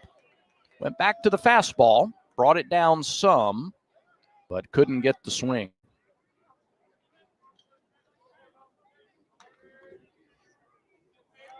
Two balls, 2 strikes, 2 outs. The pitch.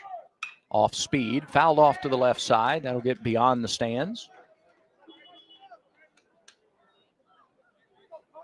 Near the entrance gate.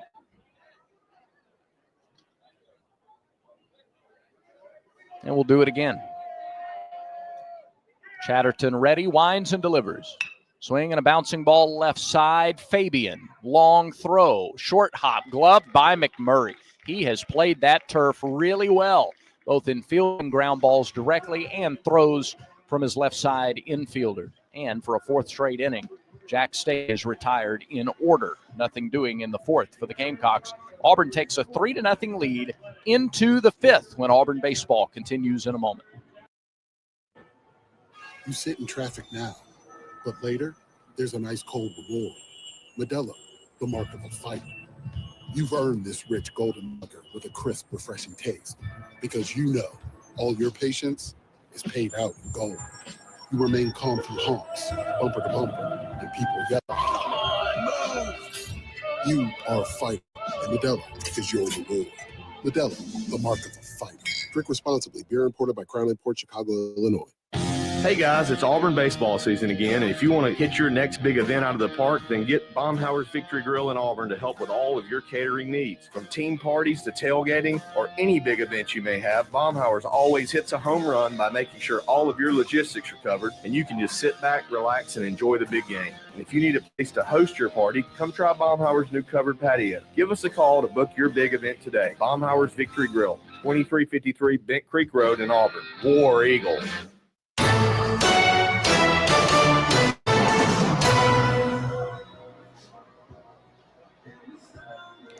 New pitcher in the game for Jack State as Auburn comes to bat in the 5th. Neither team had recorded a hit through the first 3 innings, and then in the 4th, Auburn was able to get to the freshman right-hander Maddox McDougal. Tigers touched him for 3 runs on 6 hits in that 4th inning. 3 runs on 6 hits, 2 walks, and 2 strikeouts. The final line for McDougal. Right-hander Ryan Garrity is on for the Pepper Tree call to the bullpen for Jacksonville State. 6'1", 200 pounds from Mundelein, Illinois, and a transfer from Wichita State. On the season, the right-hander Garrity, 1-1, a 9.39 earned run average. This will be his 12th relief appearance. 15 and a third innings, 18 runs, 16 earned on 22 hits, 12 strikeouts. He has 14 walks, so 2 more walks than strikeouts. Has not given up a homer, and opponents are hitting .328 against right-hander, number 25, Ryan Garrity. Chris Rembert started the 4th with a single. He'll start the 5th. First pitch to him from Garrity, bounced foul left side. 0-1. That's how Rembert started his 4th inning at bat. 3 straight ground balls to the left.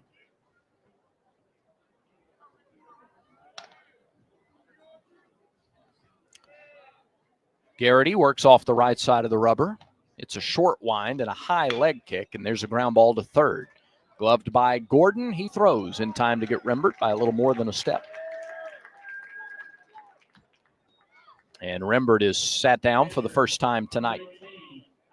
Here's Ike Irish. He has reached on a fielder. He's reached on a pair of fielder's choice and scored once. 5th inning presented by Wind Creek Casinos. Elevate your game plan to fabulous. Pitch to Irish. Fastball in there for a strike. He hummed it in there at 95. Elevate your game plan to fabulous. Play the hottest games. Win fabulous rewards at Wind Creek Casinos and on the Casinoverse app. Pitch to Ike. Missed the outside corner. 1-1. Now that the sun has gone down, it started to cool off a little bit here.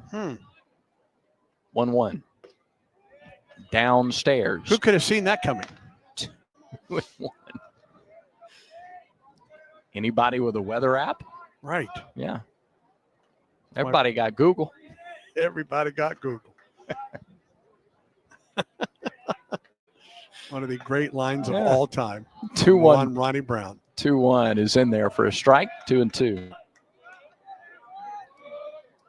And delivered perfectly. Completely. Yeah. Yeah. Man, that line was delivered 10 years ago. Yeah. And it's such a simple line, but it lives on, doesn't it? It will always live on. 2-2. Called strike 3. Good pitch. Fastball right under the hands of Irish. Really nice pitch from Garrity. 2 down. And Garrity is saying he cannot hear pitch calls. We're referring to a Tiger Talk that we did at the Sugar Bowl. After the 2016 season. Yeah. And Ronnie and Carnell Williams are going back and forth. Cooper McMurray stands in, takes the first pitch off the plate, 1-0. About who is faster. Yeah. At the combine. They were both first-round picks. And they were arguing back and forth, and Ronnie ended on the air arguing back and forth. And Ronnie ended the argument with, everybody got Google. 1-0 pitch. Ground ball back up the middle, off the glove of Blauser. That ball was blistered. It's a base hit for McMurray, second hit of the night. He's 2 for 3. I thought Blauser was going to get to that ball, Brad. I mean, we've seen the great range from that young man already tonight, but that ball was hit so well by McMurray. I'll be honest, I didn't think he had a chance to get to it at first because of how hard it was hit, but he sure did. He got over to it. Just underneath his glove and into center. Second base hit of the night for Coop. Now here's Terrell. Bub, 1 for 2, an RBI single and a run scored.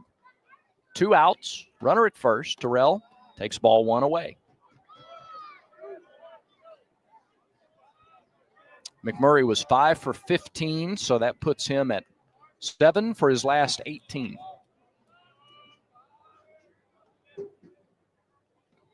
(1-0). Ground ball to the shortstop. Underhand flip to second for the force of McMurray, and that's out number 3. So Auburn is turned away in the 5th. No runs, a 2-out hit, no errors, and 1 runner left on base. We head to the bottom of the 5th here in Jacksonville. Auburn 3, Jack State nothing. Auburn baseball continues in a moment.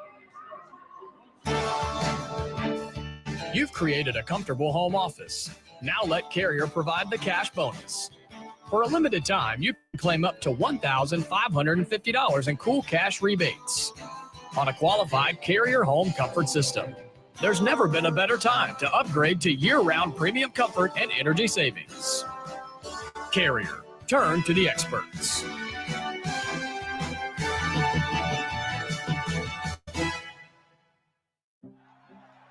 When the game is on the line, you want someone you can count on.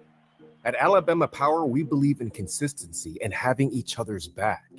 It's our game plan to safely deliver the electricity you depend on. We give 100% to achieve 99.9% reliability. Learn how we power a better Alabama at alabamapower.com/reliable. Alabama Power is a proud supporter of the Auburn Tigers. This is Coach Butch Thompson. Back to more baseball on the Auburn Sports Network. Middle of the order for Jack State, 4, 5, 6 hitters, Blauser, Thomas, and Ash against Christian Chatterton. Hasn't allowed a base runner. Nope.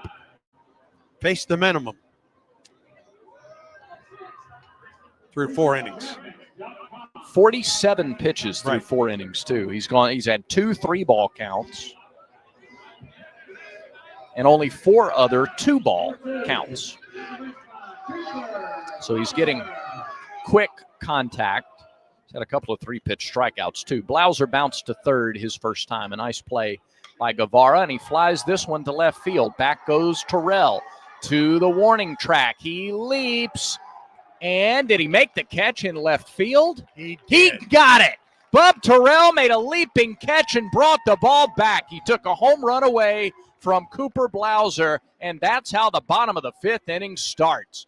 Bub Terrell, a phenomenal play. Our defense play of the game presented by Cook's Pest Control. Don't forget to add pest control to your lineup, from keeping mosquitoes away to protecting against termites and clearing cobwebs. Spring cleaning isn't done till you call Cook's Pest Control. Wow, what a play. He got back to the wall in time and then leaped perfectly to bring it back.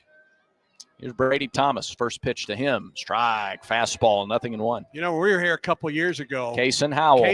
I was thinking of the exact climbed same the thing. wall in center. Yep. And brought one back. Something about this ballpark and phenomenal catches for the outfielders. 1 away, the 0-1 pitch to Thomas. Strike 2 on the outside corner. Back-to-back fastballs from Chatterton. Thomas grounded out to first his first time.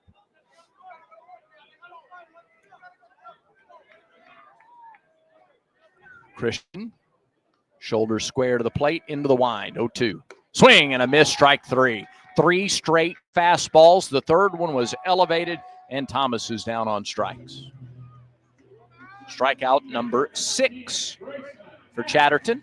K-Counter presented by Kia of Auburn, where you are always number 1. Grayson Ash, the batter. He flew out to center on a 2-0 pitch. Back in the second. He bats here with 2 outs in the 5th.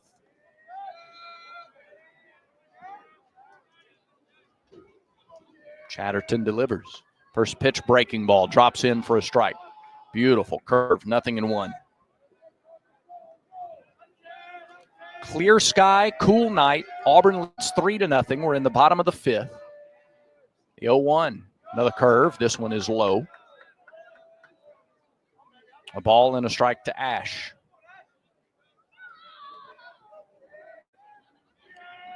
Blue in a step in center and over toward left a few feet. 1-1. Fastball, Steve, right 2.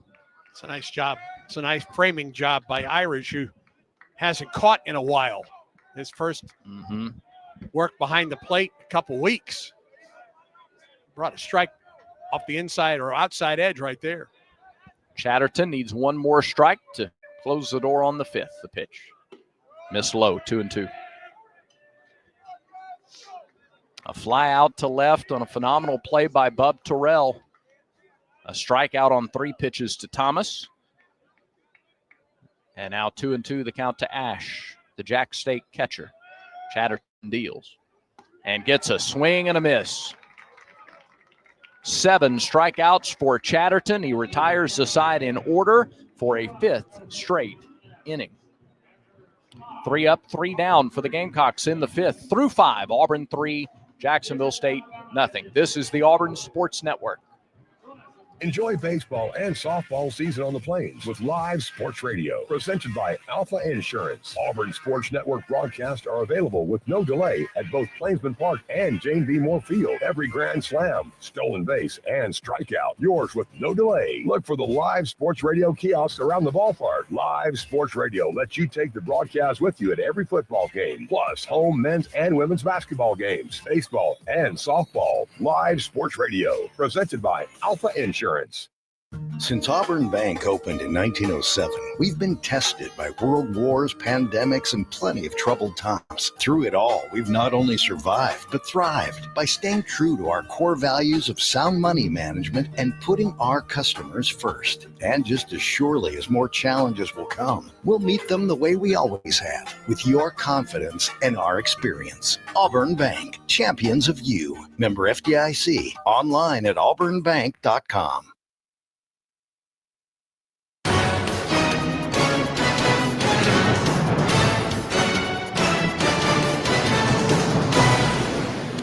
Back in Jacksonville, Auburn leads Jack State 3-0 as we go to the top of the 6th. Guevara, Ballou, Freilich. The first 3 due up, 6, 7, and 8 hitters. Hey, check out War Eagle Plus. They have a new baseball episode of The Flight coming up on Thursday. It focuses on Sam Dutton. The series wins over Alabama and the sweep over LSU. That ought to be fun. It ought to be a really fun episode of The Flight. That's a lot of content to cram into an episode, isn't it? They've also got a special mic'd up feature with Eric Singleton coming tomorrow as spring practice is wrapped up. And then next Thursday, a new men's basketball episode of The Flight focusing on Auburn's run through the NCAA tournament on their way to the second Final Four in school history. Boy, oh boy. Check it out at wareagleplus.com. Pitch to Guevara, miss low, 1 ball, no strikes. I look forward to both of those. Yeah, every bit of that is going to be compelling, and you can check it out, wareagleplus.com. You can sign up to On to Victory for just $14.99 a month, and subscription to War Eagle Plus is included with that. Grounded foul, back toward the backstop. 1 ball, 1 strike to Guevara. He's 1 for 2. An RBI single in the 4th, and he grounded to 3rd in his first at bat. Guevara now with 10 RBIs on the season. Feet close together. And he watches a slider miss outside and low, 2-1. Garrity begins his second inning of relief. Gave up a 2-out single in the 5th. In the meantime, left-hander Brody Swindle warming up in the Jacksonville State bullpen. A lot of room up the middle. He's played to pull left side of the infield. And Guevara takes a late cut. Comes up empty on a fastball at 92. 2 balls, 2 strikes to the Auburn third baseman.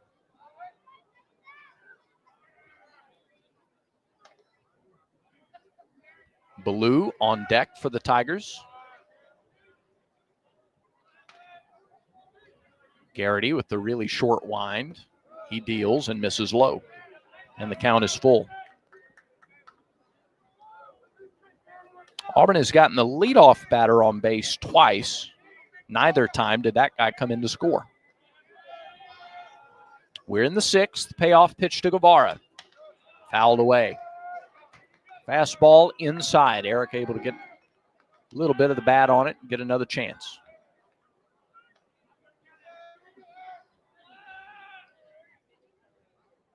As always, when we get to visit other ballparks throughout the state, good number of Auburn fans on hand. 3-2 pitch. Called strike 3. Fastball at the knees. Eric thought it was low, but it's the second strikeout for Garrity. 1 away in the top of the 6th. That pitch has been a strike tonight. Yep.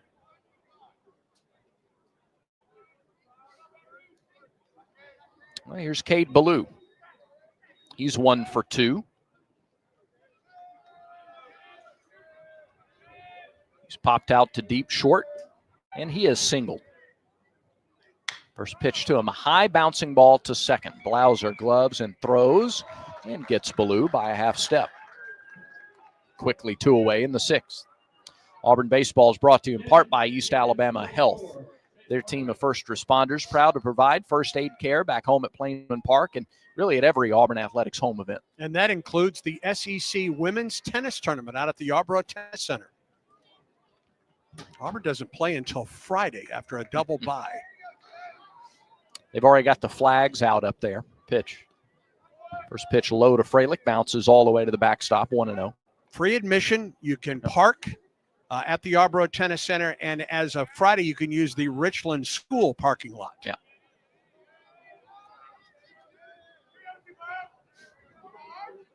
One ball, no strikes. Freilich bounces it to third, gloved by Gordon. He charged, gloved it before the second bounce, and then threw on. So 3 quick outs. Auburn retired quickly in order in the top of the 6th. Auburn leads 3-0. Bottom of the 6th coming up from Jacksonville when Auburn baseball continues in a moment.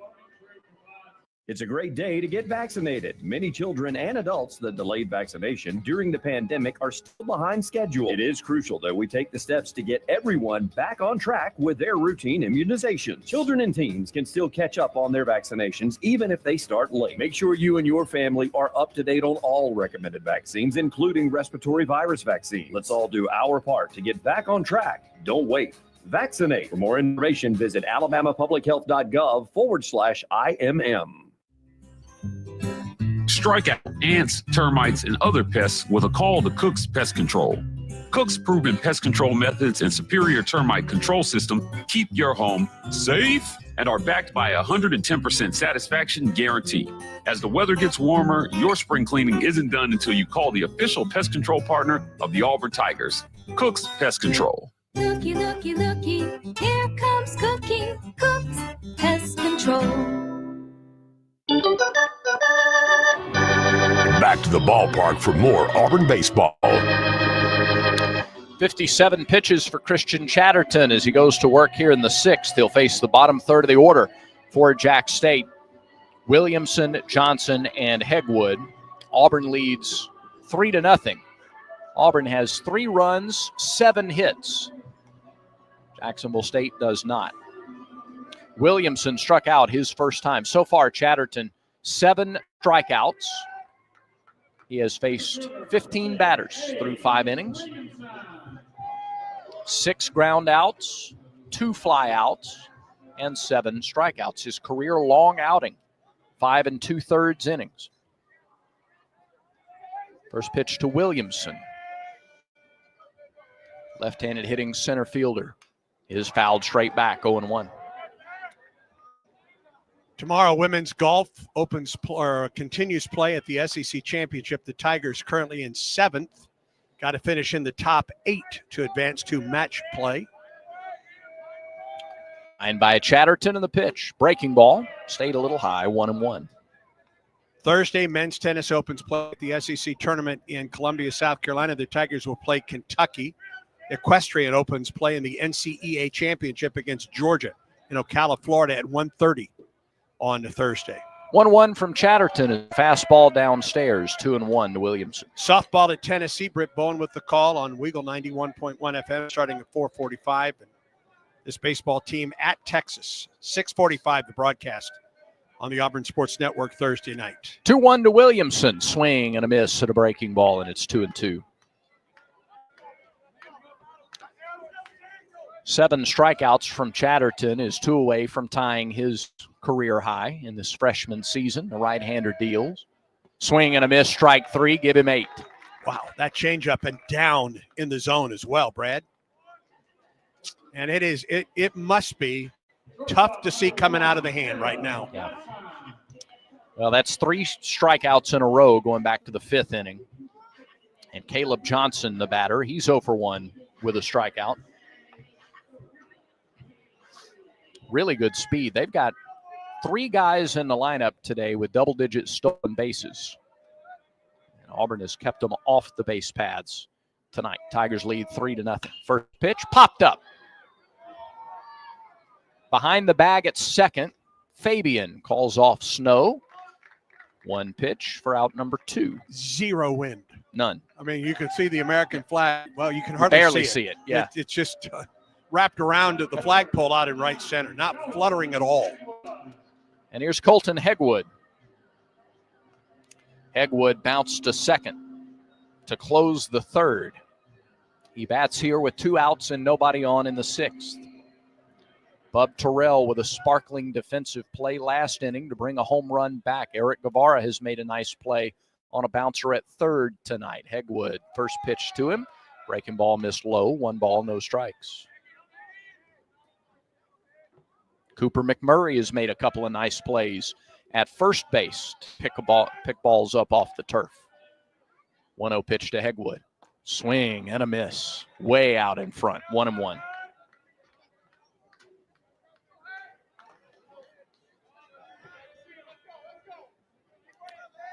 Left-handed hitter steps out, stands back in. Chatterton ready to go almost immediately. 1-1 pitch. Breaking ball, lined into right center field. Ballou coming on. He dives. He can get it. He got it. He got there in time. Ballou dove and got there in time. Second spectacular play by an Auburn outfielder tonight. Ballou with a late dive and catch in shallow right center field. 3 up, 3 down for a 6th straight inning. My goodness. Christian Chatterton. Auburn leads 3-0 through 6 in Jacksonville. This is the Auburn Sports Network.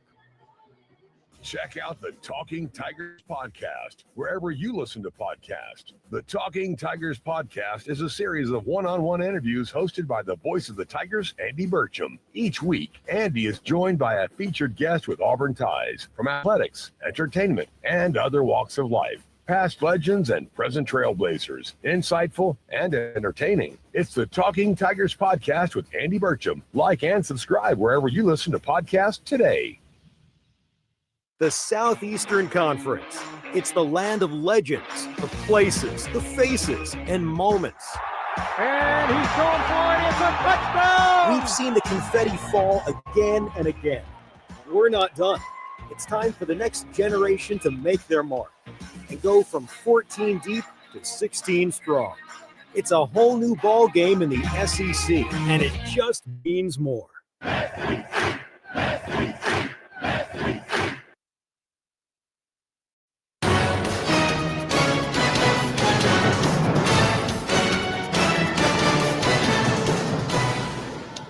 Through 6, Auburn leads Jacksonville State 3-0. Tigers will face Ryan Garrity for a 3rd inning of relief work. Jacksonville State right-hander will get Fabian, Snow, and Rembert, 9-1 and 2 hitters. And we turn it back over to take you home on a beautiful Tuesday night. Again, the voice of the Tigers, Andy Burcham. Fabian 0 for 2 on the night. He's flied to deep center and popped out to second. Garrity has been effective since coming in the 5th. Has faced the minimum. Got a double play ball in the 5th inning to get out of the inning. And it will be Fabian, then Snow, and Rembert. Actually has faced one over the minimum. And the first pitch to Fabian sails outside for ball 1. 22 pitches now for Garrity since coming in the 5th. Auburn scored its 3 runs in the 4th. 3 runs on 7 hits, no errors for Auburn. 0s on the board for Jacksonville State. Pitch. Fabian popped it up. Left side of the infield. Third baseman Gordon in. Fairground makes the catch for the out. Chased one down and looked like he had a 5-iron. Got underneath it. 1 out. Here's Snow. 4th at bat of the night for Snow. He's popped to left. Hit it a 6-4-3 double play and flied out to center. Auburn scored 3 runs on 6 hits. They were all singles in the 4th inning. It's been the only scoring of the game tonight. Pitch to Snow. Pass ball outside for ball 1.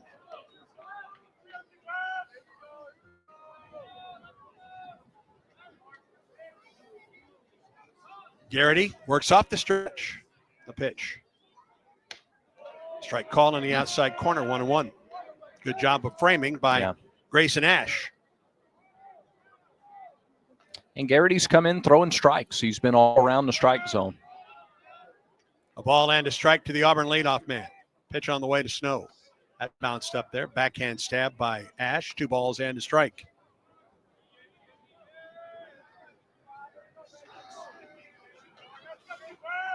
Left-hander Swindle continues to warm up in the Jacksonville State bullpen. There are occupants, but no one throwing right now in the Auburn pen. 2-1. Snow fouls it off. 2 balls and 2 strikes to Eric. 3-0. Auburn leads it. We're in the top half of the 7th at Jacksonville State. Auburn at Texas Thursday night at 7. Our broadcast begins at 6:45 from Dish Falk Field. 2-2. Outside, count goes full. This completes the first time through the order for Garrity. Snow, the last guy to face him for a first time. When that happened against the starter, that's when things turned around for Auburn. Count now to Snow. Here comes the pitch. Right down the middle, a slider for strike 3. Really nice pitch. Third strikeout for Garrity. 2 outs in the inning. They've all 3 been looking, too. And he went under the hands of Guevara with a fastball, went under the hands of Snow there with the slider. Did the same thing for Irish with a fastball, too. 5 strikeouts tonight for Jacksonville State pitching. 2 outs, and here's Rembert inside with a fastball, up and in. 2 down and nobody on for Auburn in the top of the 7th. Tigers lead the Gamecocks 3-0 here in Jacksonville. Pitch on the way. Sweeps low. 2 balls and no strikes to Rembert. Walked in the first. Singled in the 4th and grounded out to 3rd in the 5th. Both of these teams have flashed the leather tonight. 2-0 pitch. Rembert to the second baseman, Blauser. To Thomas at first. For the second straight inning, Auburn is retired in order. We move to the bottom half of the 7th here in Jacksonville.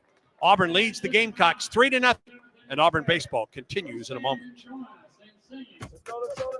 Let's huddle up and make things happen with the only cards for the Plains. The Auburn University Regions Visa Debit Card and prepaid Regions Now card. They're a win for your wallet and a big war eagle, whether you're purchasing stuff for game day or every day.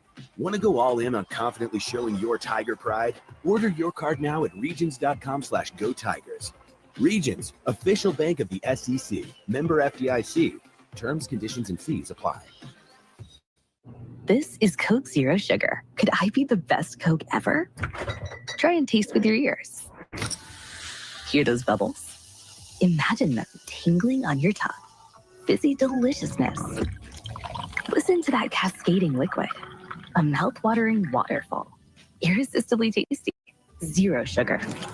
Crisp, refreshing, and ice cold. Is Coke Zero Sugar the best Coke ever? Try and decide.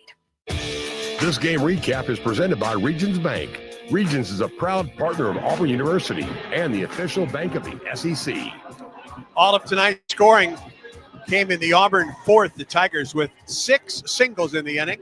Scored 3 runs. Auburn 3, Jacksonville State nothing.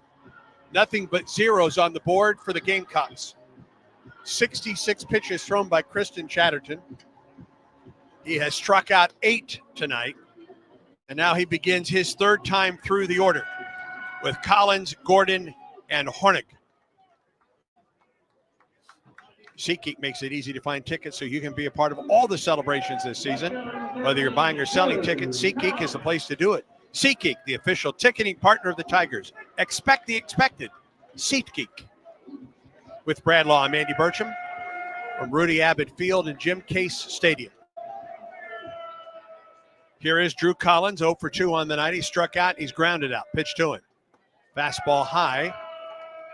The 67th pitch thrown by Christian Chatterton. It's his longest outing of the season.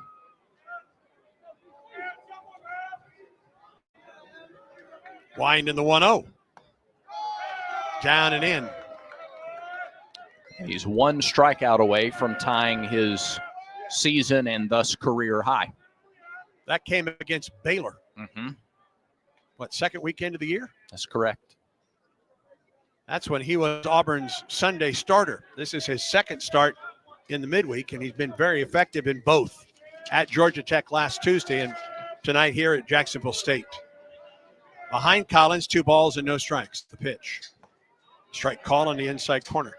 Right back to the fastball there to get it. Fastball at 89. And it was the third weekend of the year out in Arlington. 2-1 pitch to Collins. Here it is.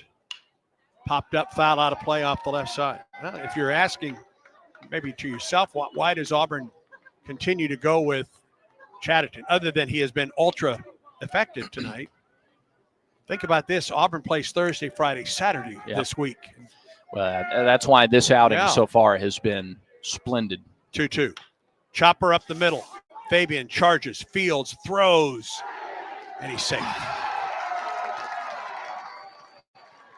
Fabian did everything he could there.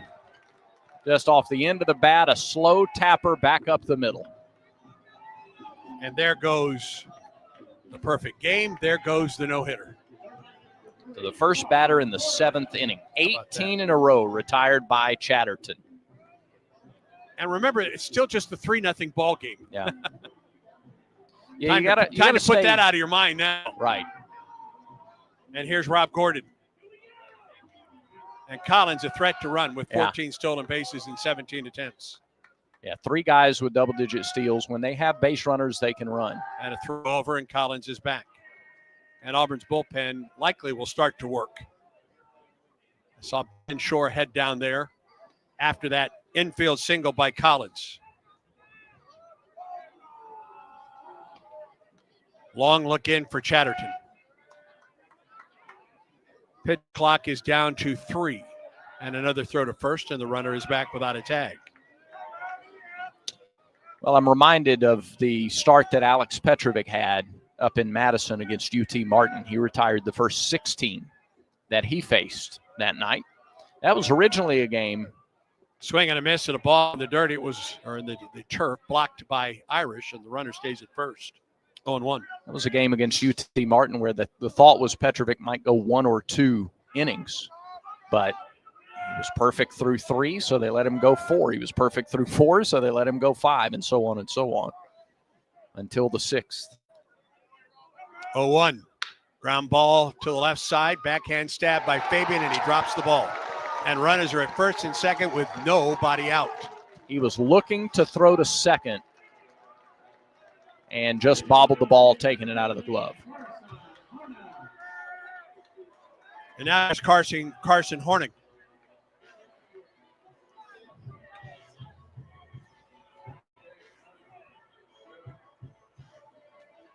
Two on and nobody out for Jacksonville State here in the 7th. Auburn infield gets together on the mound, and I'm sure they're just reminding the freshmen, look, we got your back. You keep doing what you're doing. None of these balls were, the single was just a soft bouncer. That ball, Fabian got to it. So Chatterton is making the pitches that he wants to make. They give Fabian an error on the play.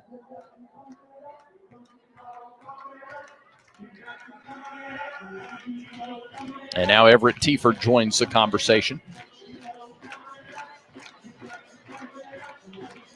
Does bring the tying run to the plate in the form of their number 3 hitter. And that will be all for the Tigers starter, Christian Chatterton.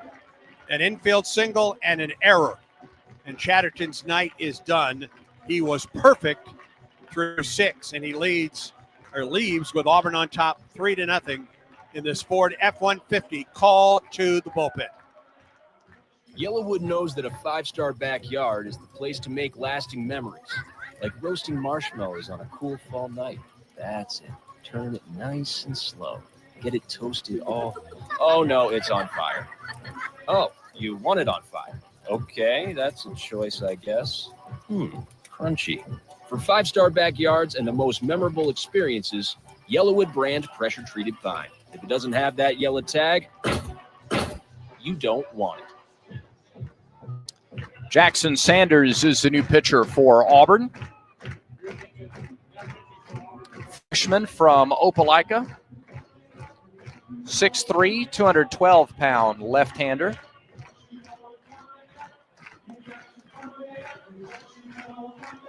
Sanders, the first guy out of the bullpen for Auburn. He is making his 13th appearance of the year.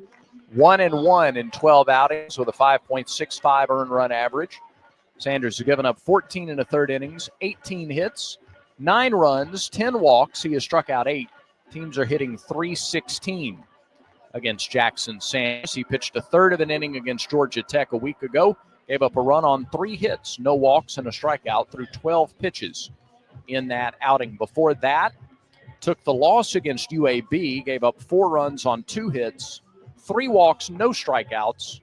Did give up a homer, the only one he's given up this year, and that was in 2 1/3. That 2 1/3 tied his longest outing of the season. So a third of an inning coming off of tied for the longest outing of the year, and that was a week ago against Georgia Tech. So Jackson Sanders comes up here with runners at first and second and nobody out, and Carson Hornig coming to the plate. Jack State representing the tying run in the bottom of the 7th inning. Christian Chatterton, 6 magnificent innings for Auburn tonight.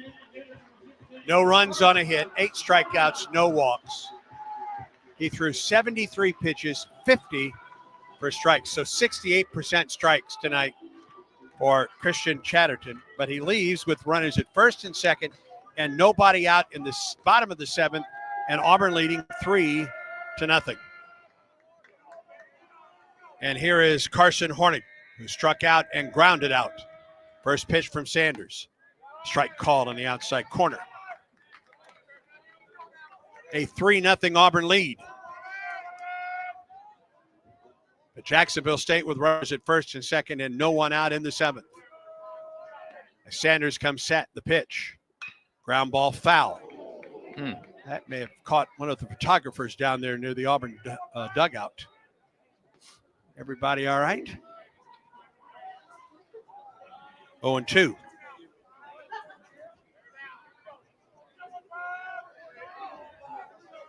This is lefty on lefty. Sanders against Hornig. Jackson comes set. Here comes the pitch. Bounced up there, blocked and smothered by Irish. Nice job by Ike. Not a lot of rust for him back behind the plate tonight. Collins at second and Gordon at first. Good speed on the base paths for Jacksonville State. As Sanders comes set in the pitch. Swing and a miss. He struck him out on a fastball. 91 on the heater from Sanders. Huge first out potentially. Now it sets up a double play ball to get you out of the inning, perhaps. And here's Cooper Blauser. Grounded out to third on a very good play guy by Guevara. Hit one out of here in the 5th. It was brought back in by Bub Torello, and he did even better play out in left. Yep. Lefty on righty. The pitch to Blauser. Off-speed delivery in there for a strike. As a team, Jack State has grounded into 14 double plays this season. Blauser 2 times. Runners at first and second with 1 out in the bottom of the 7th. The 0-1. High and away. Throw to first. Oh. Got him. Got him. They will review it. Threw behind him. Tagged out by McMurray. And Cooper was diving to get back to the bag. And Irish put it right on Gordon so that it was a catch and tag all at once. The pitch was up and out. Taylor made to make that throw to first. And we will get our first review of the night. And replay reviews are presented by Jackson Services. Time to review your home's heating and cooling system. Choose Jackson Services. Comfort you can count on. From quick repairs to energy-saving upgrades, Jackson Services keeps Alabama's homes running smoothly year-round. Visit JacksonServicesCo.com. Jackson Services, an official carrier-authorized dealer. The umpire's room is just beyond Jacksonville State dugout, which is on the first base side. And that's where the crew chief, Ken Fitz, has gone, along with, I believe, Patrick Graham, the second base umpire. And they will make the determination on the play at first base. As it stands, there are 2 outs and a runner at second base on the pickoff by Irish at first base against Rob Gordon with a terrific tag by Cooper McMurray. Cooper was falling down and did well just to catch the ball. And then the placement of the throw by Irish, he could not have thrown it to a better spot. Both guys, again, connecting there to make a really good play. The review continues in the umpire's room.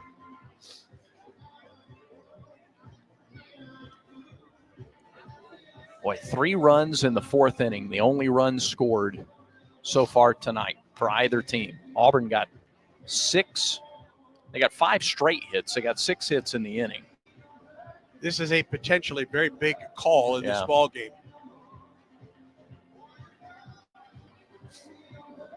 And what kind of look does the crew chief, Ken Fitz, get of this call? Remember, the original call was out by the first base umpire, John Tyler Scholl.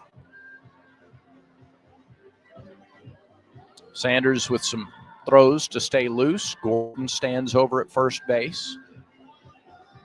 Yeah, it's a difference in the second out and 1 guy on base versus still 2 on and 1 out. And the umpires are out. After review, the call of out is overturned.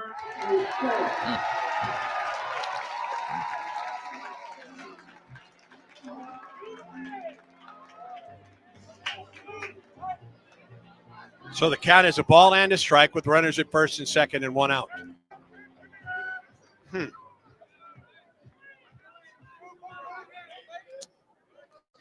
Cooper Blauser at the plate. Stretch by Sanders. And the pitch. Ooh, just missed the inside corner. 2-1. As we pause 10 seconds for station identification on the Auburn Sports Network.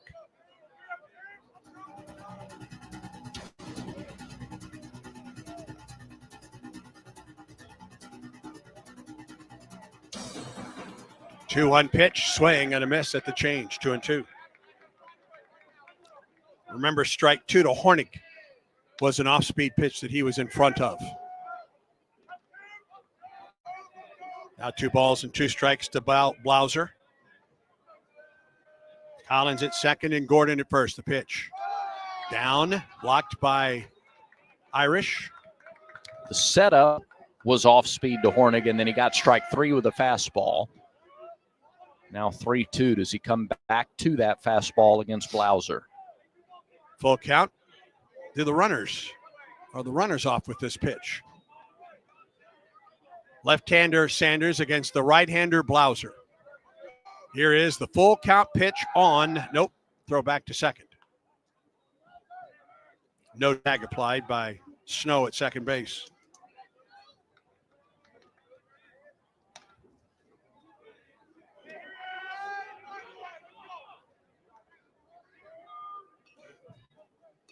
And Irish steps out in front and makes the defensive calls to the infield. Auburn. You got to be ready. Stretch. Pitch on the way to Blauser. High and deep, but very foul to left. Runners were not going on that pitch. Blauser's an impressive player, isn't he? Yes, he is, both offensively and defensively. Yeah. He showed it first defensively today, but put some good swings on the ball. Another full count pitch from Sanders to Blauser with 2 runners on. The pitch on the way. He walked it. Bases are loaded. Well, we went from 2 outs and a runner at second to now the bases loaded with 1 out, as that pickoff at first was overturned. And we will get a pinch hitter for Jacksonville State. It's Sam Silas. He's a right-hander against the lefty Sanders. Silas has started 27 games this year as a .269 hitter A homer, 3 doubles, 15 driven in. He bats with the bases loaded and 1 out here in the bottom of the 7th. Pitch. Strike on the outside edge. Thomas was 0 for 2 with a ground out to first and a strikeout swinging. Auburn pitchers have struck out 9 tonight. Sam Silas hitting for Brady Thomas with the bases loaded and 1 out in the 7th. Sanders stretches and pitches. Line drive now on a hop. Throw to second for 1, to first. Safe. And Auburn may want to review this one. A run scores. It's 3-1. I think Auburn may ask for it. I thought in real time he beat it. We'll see if Auburn challenges. Yeah, the umpires are going to get together. And it was a line drive, 1 hopper to Snow, to second to Fabian, and on to first. Called safe again by John Tyler Shaw, and a run scores. And I think we will get a review of this play. Yep.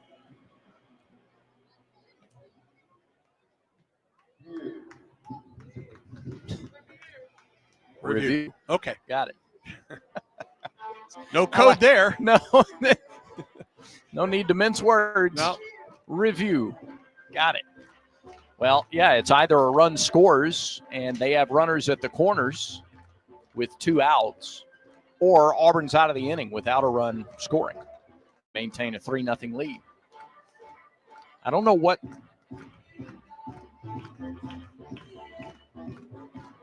I'll be surprised if this one gets overturned. I don't blame Auburn for at least attempting. I don't either. I'll be honest, I was a little surprised that the previous play was overturned. Yeah. Because I just didn't know how many angles there were to see. I agree with that as well. Yeah. That ball out to Snow is a pretty quick review. Here, they're already back on the field. After review, the call of state is confirmed. And it's a 3-1 ball game with runners at the corners and 2 outs now. Well, the ball got out there in a hurry, but then it looked like it had a little backspin. It didn't really go to Snow at second with the same force that it took the first bounce. It's an RBI for Silas. He's at first. Gordon now at third, as Collins scored Jacksonville State's first run of the night. And Everett Tiefert back out to the Auburn mound with the entire Auburn infield. And I think there is work in the Auburn bullpen, and I think we're going to get a Yellowwood call to the bullpen. When the game is on the line, you want someone you can count on. At Alabama Power, we believe in consistency and having each other's back. It's our game plan to safely deliver the electricity you depend on. We give 100% to achieve 99.9% reliability. Learn how we power a better Alabama at alabamapower.com/reliable. Alabama Power is a proud supporter of the Auburn Tigers. All right, Jackson Sanders exits. And I think that's Jet Johnston. Yep, Jet Johnston is on for the Tigers. He is the third pitcher of the game for Auburn, third pitcher here in the 7th inning. Johnston, sophomore, right-hander, out of Knoxville, Tennessee, a transfer from Texas A&M, 6 feet, 202 pounds. The right-hander is 4-0 in 9 outings. Earned run average just under 5 1/4. 10 1/3 innings, 6 hits, 6 runs. He's walked 6 and struck out 10. Teams are batting just 162 against Jet Johnston. His last appearance a week ago at Georgia Tech, in the inning, 2 runs, 2 hits, a walk, and no strikeouts. He threw 29 pitches a week ago. Before that, he pitched at Georgia in the finale of that series. Gave up a couple of runs on 1 hit and did not record an out. And that was coming off an incredibly impressive. He had only given up 2 earned runs in his first 7 appearances and went 4-0 in those 7 appearances, but he's given up 2 runs each of his last 2 times out against Georgia and Georgia Tech. Here against Jack State, Johnston enters the game with runners at the corners and 2 outs, and Auburn leading 3-1 in the 7th. And the man to face Johnston is scheduled to be Grayson Ash, the catcher for Jacksonville State.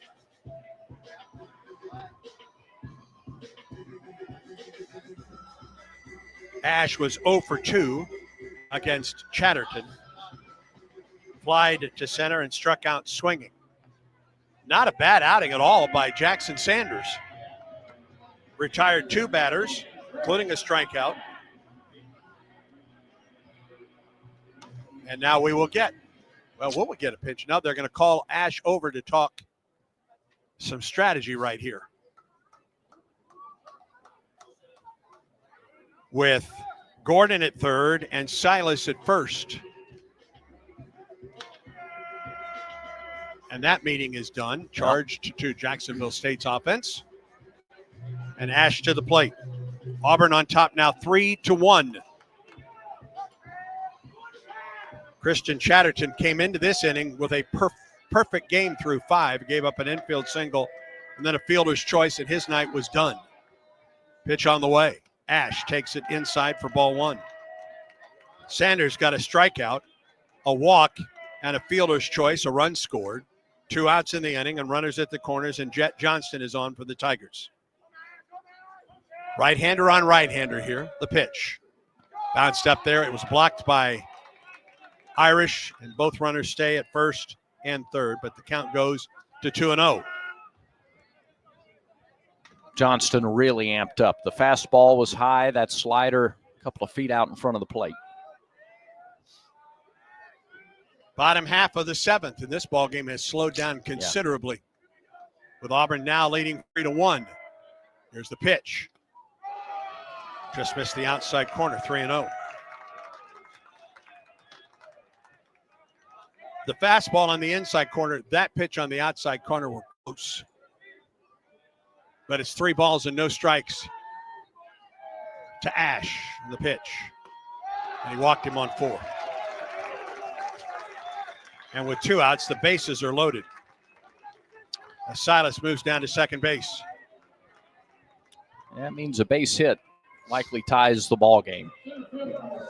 And here's Ace Williamson. A couple strikeouts on the night. Left-hander against the right-hander Johnston with the bases loaded and 2 outs. Johnston off the stretch. And the pitch. Strike. At the knees on the outside corner. Auburn 3, Jacksonville State 1. We're in the bottom of the 7th. The Gamecocks have the bases loaded with 2 outs. Jet Johnston against Ace Williamson. Stretch in the 0-1. It missed low. The ball and a strike.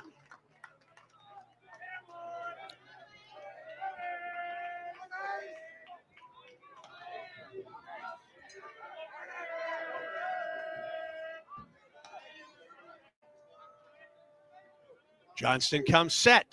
The 1-1 pitch. Swing and a miss at a ball downstairs.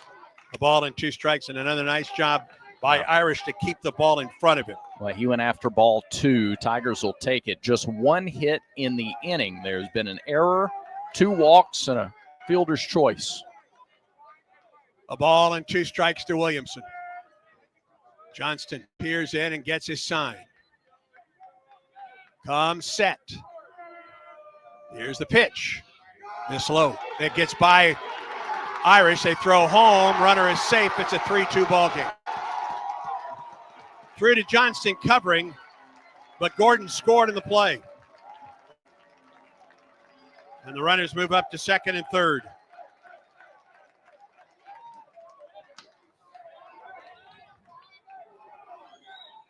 Got in front of that did Irish, but it bounced to his right and far enough for Gordon to score on the play. And now with 2 outs, it's a 3-2 ball game and a 2-2 count to Williamson. The stretch by Johnston. Here's the pitch. Line drive, foul into the bullpen for Jacksonville State. Their bullpen just beyond their dugout down the right side. Well, Williamson figured he wouldn't get a slider there after the wild pitch that brought home a run.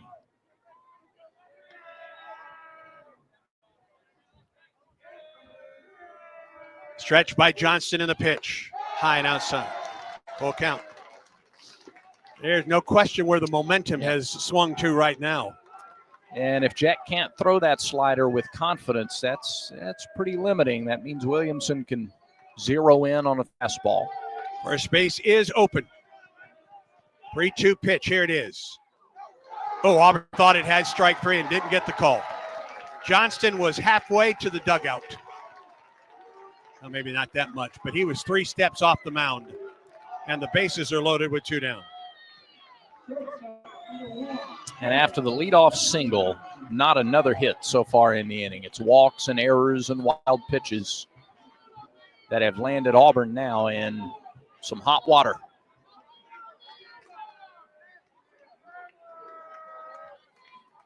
And here is Caleb Johnson to face Jet Johnston, the pitch. Low ball 1. Auburn's lead down to 1, 3-2. Bases loaded, 2 outs in the 7th. Jet Johnston, the third man to pitch for Auburn in this inning.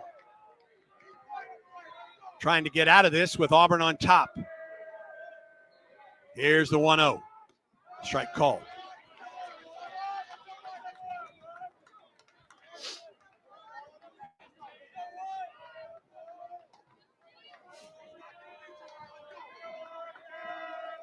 Three to 2, Tigers lead it. Jacksonville State with runners at every base, 2 outs here in the bottom of the 7th. Now the 1-1 to Johnson. Low, ball 2.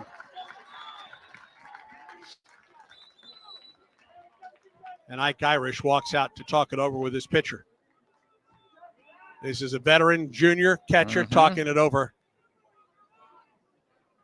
with the young man on the hill right now. He thought he had strike 3 the previous batter. A lot of adrenaline right now in a tough spot. He's got to stay within himself.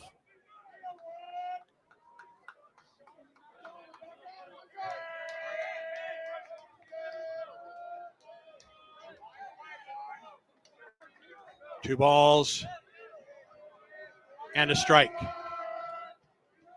Bases loaded, 2 down. Pitch. Ball 3 low.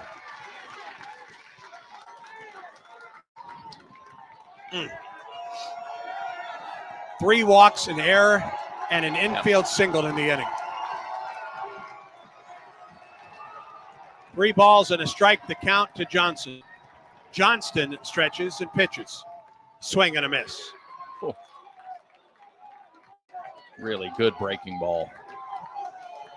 And now the runners are off with the pitch.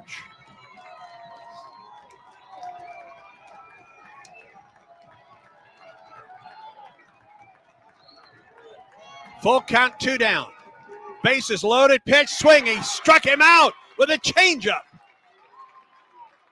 That showed some grit from Jet Johnston, didn't it? 2 runs on a hit and error. 3 men left for Jacksonville State. We go to the 8th. Auburn 3, Jacksonville State 2. This is the Auburn Sports Network. Here's a clip from a recent Talking Tigers podcast with Andy Burcham. We're always glad when we get an opportunity to talk with Auburn's Director of Athletics, John Cohen. Our graduates were the 3rd highest wage earners among the 14 schools in the SEC 15 years after graduation.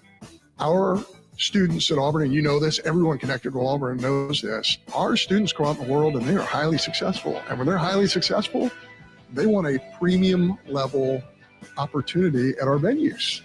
And the demand is incredibly high. Just to give you an example, we have 114 different accounts. So those are families or groups of families who are saying, we are very interested in a suite in Jordan-Hare Stadium. There's a real demand there. A new episode of the Talking Tigers podcast is released every Monday, wherever you listen to podcasts. Like and subscribe to the Talking Tigers podcast, only from the Auburn Sports Network.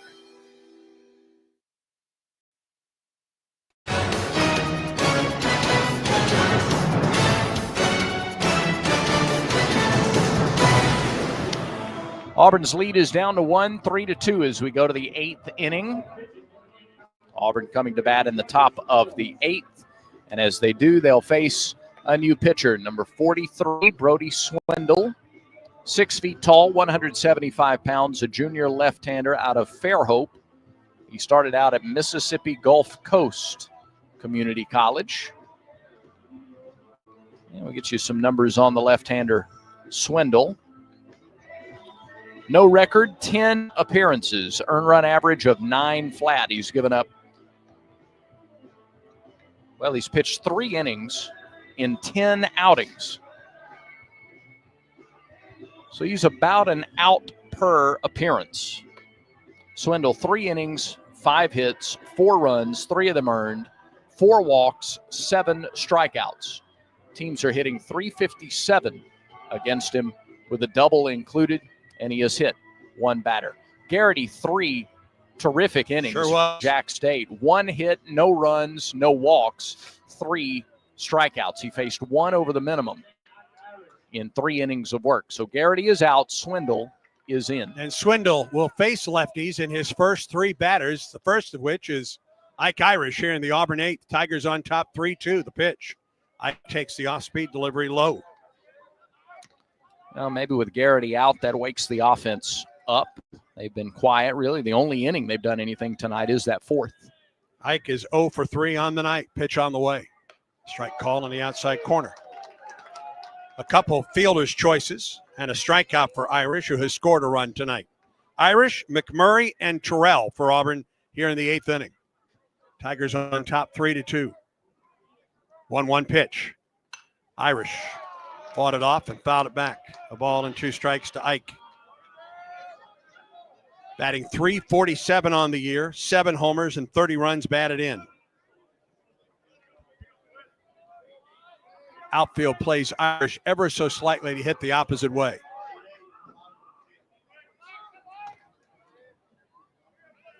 Stretch and pitch. Missed outside and low. 2 balls and 2 strikes to Ike. Tried to get him to chase the slider there. Wonder if he's setting up that inner half. They struck Ike out in the 5th on a fastball in. Swindle looks in, gets the sign. He works off the stretch. Now the 2-2 to Irish. Here it is. Ball 3 outside. Irish, McMurray, and Terrell for Auburn. Tigers with a 3-2 lead in the top of the 8th in Jacksonville. Open stance from the left side for Irish, who waits this 3-2 pitch from Brody Swindle. Here it is. Ground ball to the first baseman, backs up, makes the play, flips to the pitcher covering, close, out.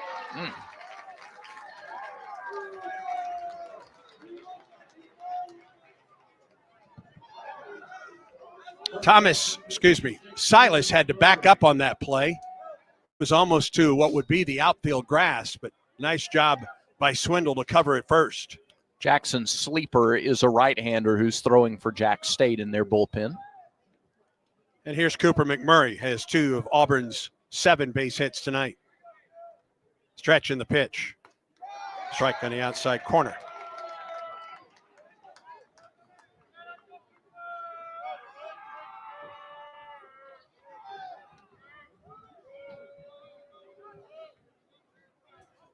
Oh, that missed outside.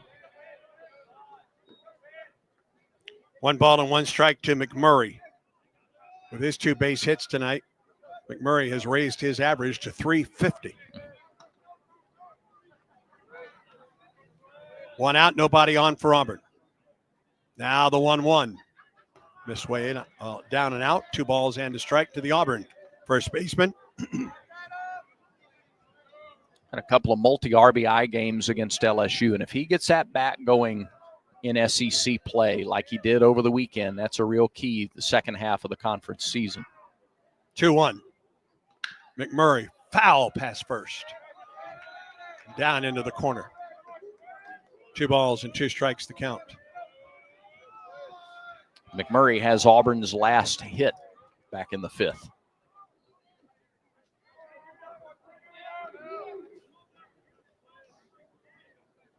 Shift is on now for Cooper. Third baseman playing where the shortstop typically is. And the 2-2. Swing and a miss.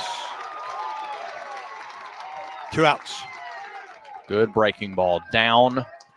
Cooper couldn't stay back on it.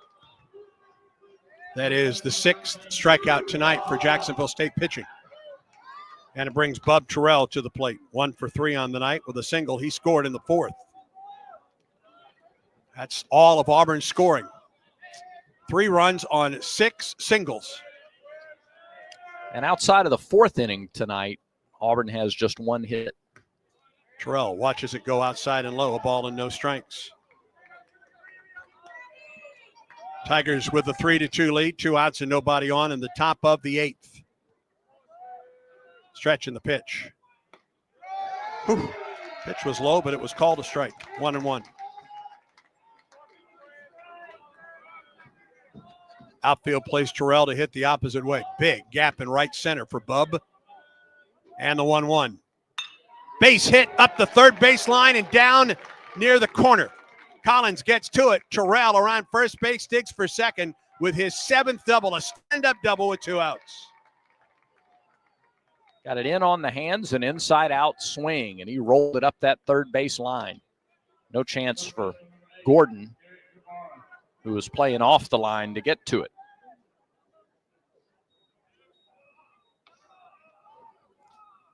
And now with Guevara, the right-handed hitter, coming up, that's likely it for Swindle.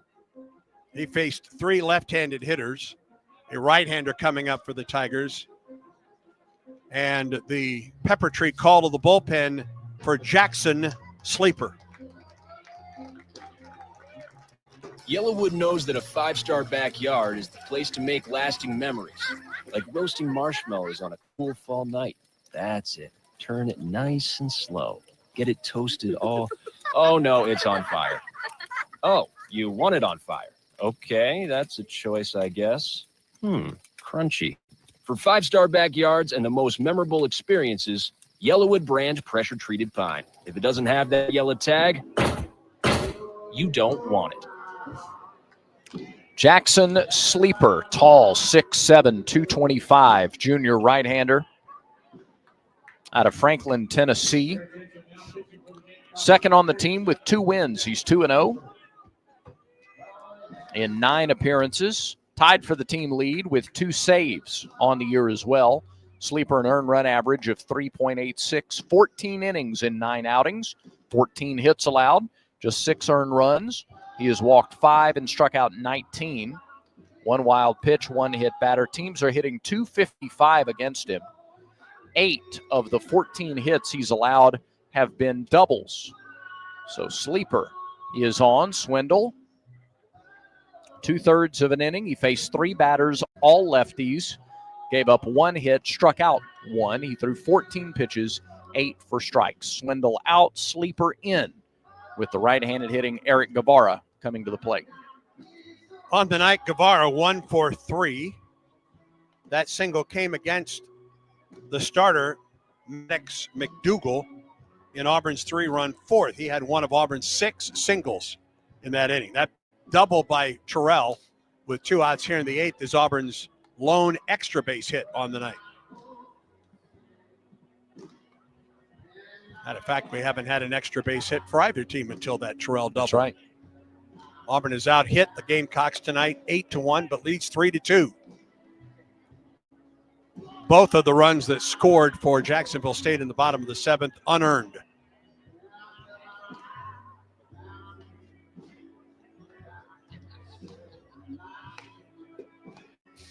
So Guevara comes to the plate with 2 down.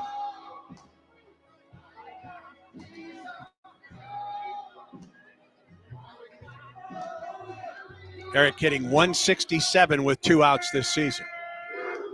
Sleeper, opponents hitting .316 against him with 2 outs.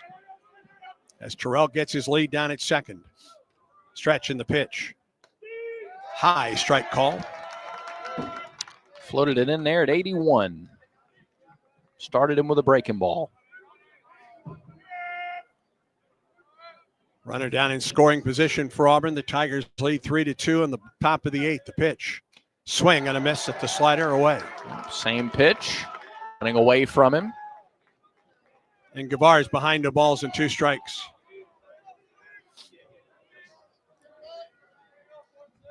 Think he sees another slider here? Yep. Righty on righty. Sleeper stretches. And the pitch. Guevara spoils a pretty good slider and fouls it out of play off the right side. Now I might try to jam him with a fastball. Maybe. Terrell with the lead down at second. Sleeper stretches and pitches. Swing and a miss. He got him with the fastball up, and the inning is over. No runs, a hit, no errors. A man left for Auburn. We go to the bottom of the 8th. Tigers lead the Gamecocks 3-2 as Auburn baseball continues in a moment. I like what I like, and I do what I want. If what you like is getting the highest payouts, getting the most free play, and finding more of your favorite games on a spacious upscale gaming floor, then Wind Creek Montgomery is your kind of fabulous. No matter what fabulous means to you, you'll find it here. Wind Creek Montgomery. Gambling problem? Call 1-800-GAMBLER. The passion, the tradition, the rivalries. Sirius XM is your destination for all things college sports, and we've got you covered. On SEC Radio, there is complete coverage of every school in the conference, including live games, plus 24/7 talk and analysis. So cheer along on the Sirius XM app and listen to your favorite team anywhere. And now you can get 3 months of Sirius XM free. Subscribe now. See offer details at SiriusXM.com/SEC Sports.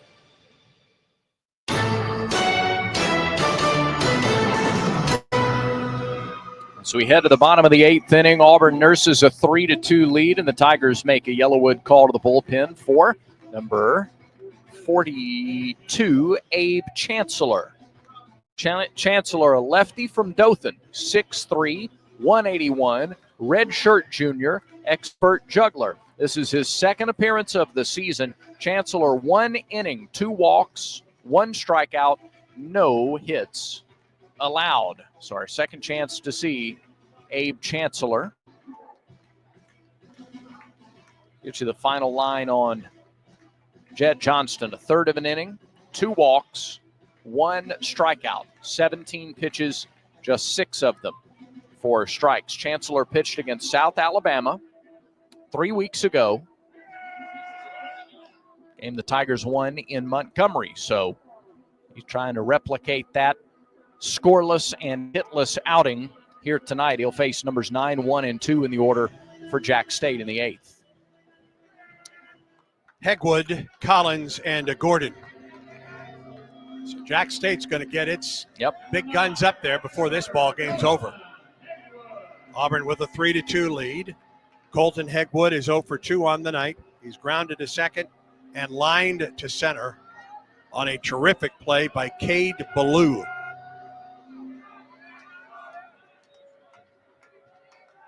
Chancellor, the 4th pitcher of the night for Auburn. Works off the stretch and the pitch. Right down the middle of the fastball. Actually, the changeup at 79. Glad Abe is in the game. I get to tell the story from pregame. I saw him juggling a couple of baseballs. So I went over. I said, how long have you been able to juggle? He said, since I was 14. Went to a baseball camp. One of the coaches said, you'll never play college baseball unless you learn to juggle. 0-1, shows bunt. Bunts it back to Chancellor. Runs halfway to first, flips to McMurray, covering for the out. So he took it upon himself. He said, well, I want to play college baseball, so I'm going to learn how to juggle. Well, that's where the story takes an interesting turn. I asked him then, I said, how many other guys do you think learned how to juggle? Is this a normal thing for college baseball players? He goes, oh, yeah. I bet 60 or 70% of the guys on the team know how to juggle. And he said it very matter-of-factly, as if it's common knowledge. Here's Drew Collins, first pitch. Off the glove of the catcher for ball 1. So I start to take this straw poll of players. Of course you did. Not many of them really know how to juggle. Huh. So you debunked that myth. 1-0.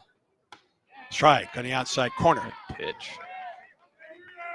Collins with the lone base hit of the night. It was an infield single in the 7th, scored the first of the 2 runs for the Gamecocks. So it's lefty on lefty, the pitch to him. Outside 2-1.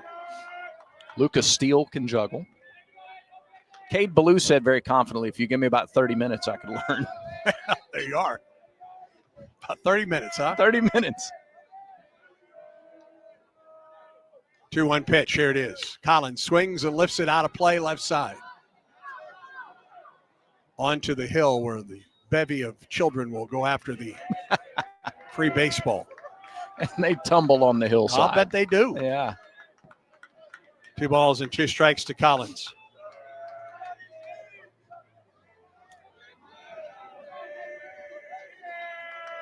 Abe Chancellor comes set. 2-2 pitch. Off the glove of the catcher to the backstop. Missed with the high changeup. Count goes full. Auburn pitchers have struck out 10 tonight, have walked 3.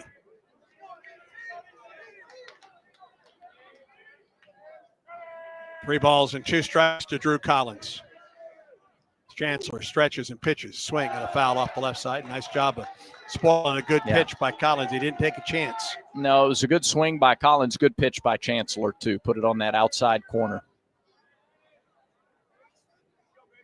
This is a pretty big spot for Abe. That game in Montgomery was not a 1-run game. Pitch.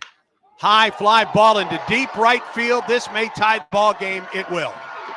We are tied at 3 on the 4th home run of the season for Drew Collins, just to the right of the scoreboard. That was a colossal drive from Collins.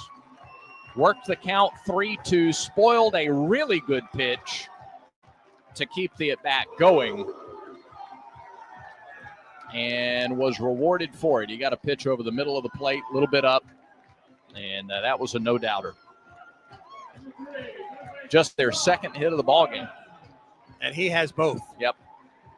An infield single and a long home run, and that may be all for Chancellor.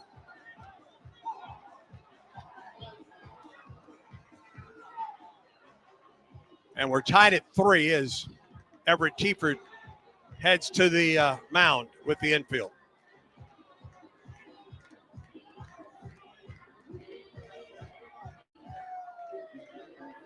No motion to the bullpen yet. Yep. There it is. Limited action for Chancellor. That's the first hit he's given up this season. And let's see. I can't tell. Has this been Shore? I believe it is. Yeah. Auburn makes a Wind Creek call to the bullpen. When the game is on the line, you want someone you can count on. At Alabama Power, we believe in consistency and having each other's back.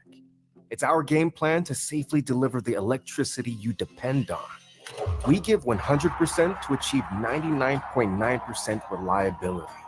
Learn how we power a better Alabama at alabamapower.com/reliable. Alabama Power is a proud supporter of the Auburn Tigers.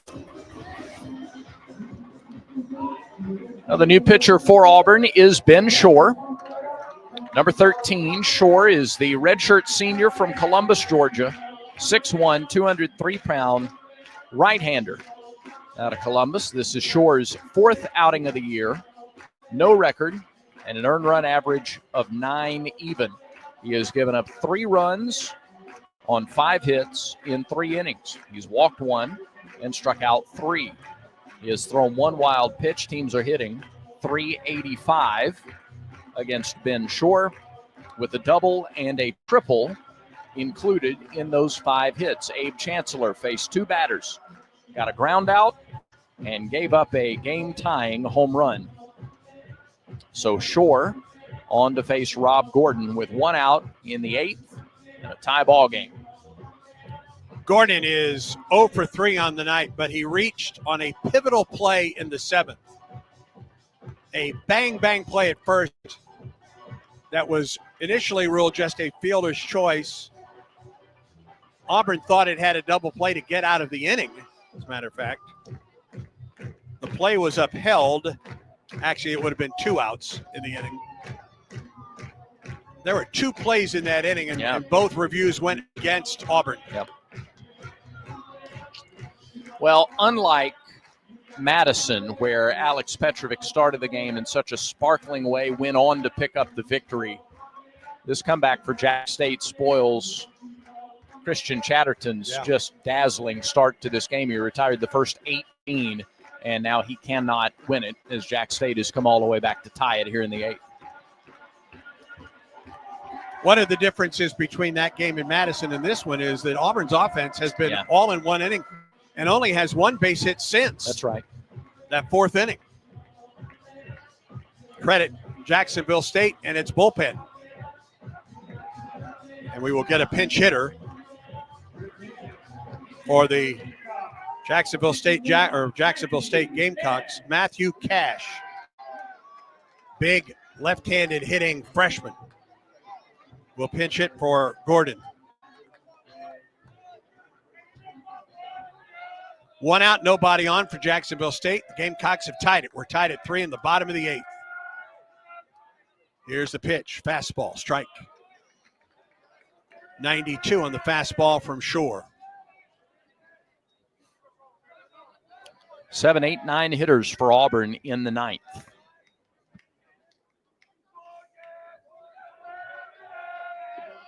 Pitch. Missed upstairs. Tried to throw the slider. Cash, 6 foot, 205, a freshman from Centerville, Alabama at Bibb County High School. Left-handed hitter against the right-hander, Ben Shore. Stretch in the pitch. Strike, 2 on a fastball at the knees.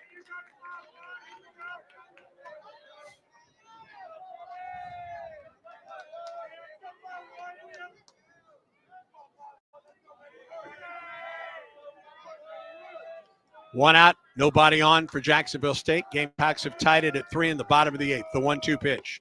Got him with a fastball. Blew him away with the fastball at 94. Got a little something extra behind that one.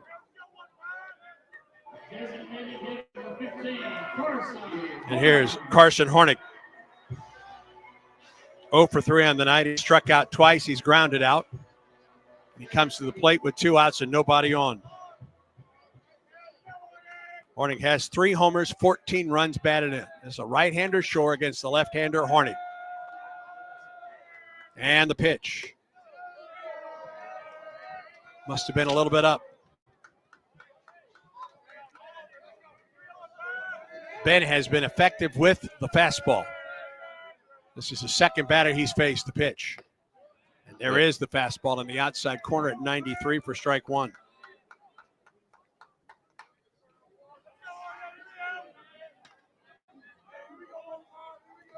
Stretch by Ben Shore.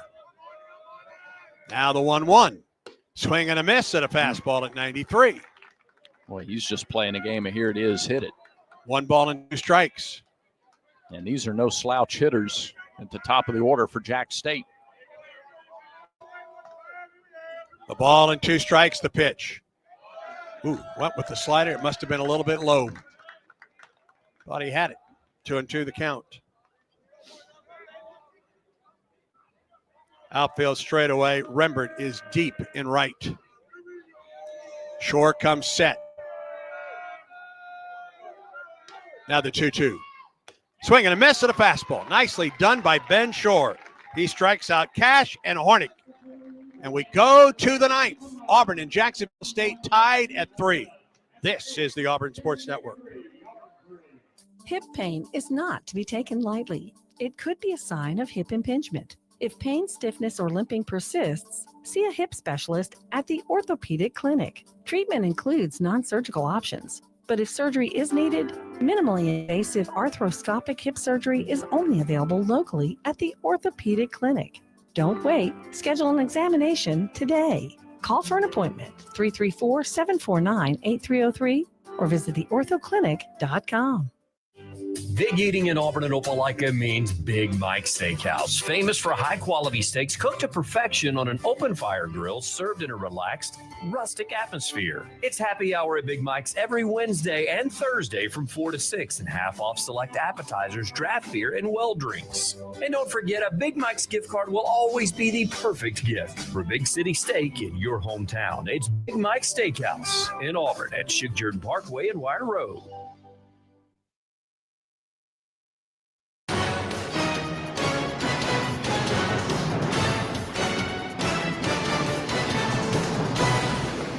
Top half of the ninth in Jacksonville, Alabama. The Tigers and the Gamecocks are tied at 3. Matthew Cash came in as a pinch hitter for Jacksonville State. Stays in the game and goes to third base. So it's Silas at first, Blauser at second, Cash at third. Johnson is at short with Collins, Williamson, and Hegwood in the outfield.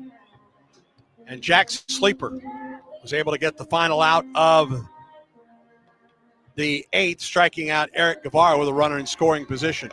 Auburn took a 3-0 lead in the 4th. Auburn has 1 base hit since then. Jacksonville State, 2 unearned runs in the 7th and the tying run in the 8th. And we're tied at 3 with the 7, 8, and 9 hitters coming to the plate for Auburn. Ballou, Freilich, and Fabian to face the right-hander Jackson Sleeper. Lefties have hit .412 this year against Sleeper. And the first 2 batters in the inning for Auburn are left-handed hitters. And the first one is Ballou, who takes a home run cut and comes up empty. High fastball. Cade 1 for 3. Singled in the 4th. He's grounded out and popped out. Here comes the pitch. Cade swings and misses. Could not hold up enough. And the count is quickly 0-2 to Jackson Sleeper.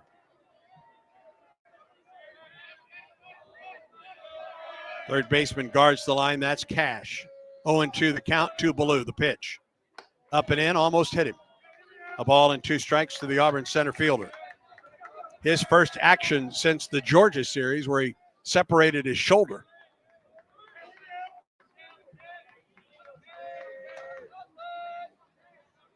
Sleeper gets his sign. The wind and the 1-2. Got him swinging.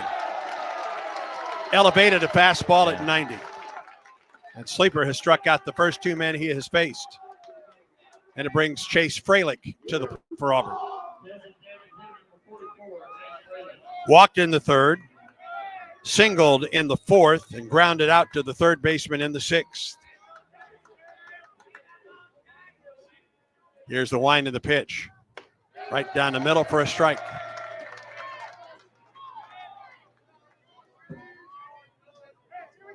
Jacksonville State's bullpen tonight has been terrific. 0-1. Freilich takes it upstairs for a ball. And a strike. Sorry, Andy. More action down there. Joe Scarborough, another right-hander throwing. Now the 1-1. Missed the outside corner. 2 balls and a strike. The bullpen for Jacksonville State has only given up 1 base hit.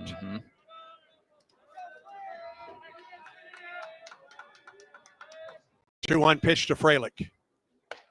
Strike 2 on the inside corner. Well, that's an easy 91 from the 6'7" Sleeper. 2-2 to Freilich. Fabian on deck. The pitch. It misses low. The count is full.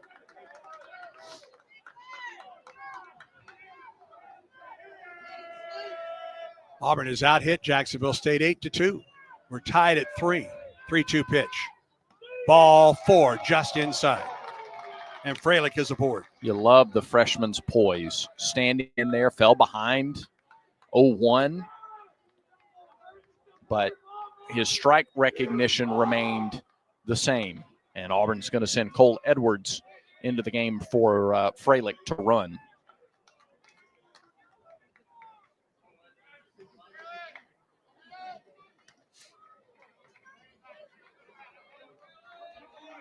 After the walk to Freilich, Edwards is in to run, and Auburn will pinch hit for Fabian.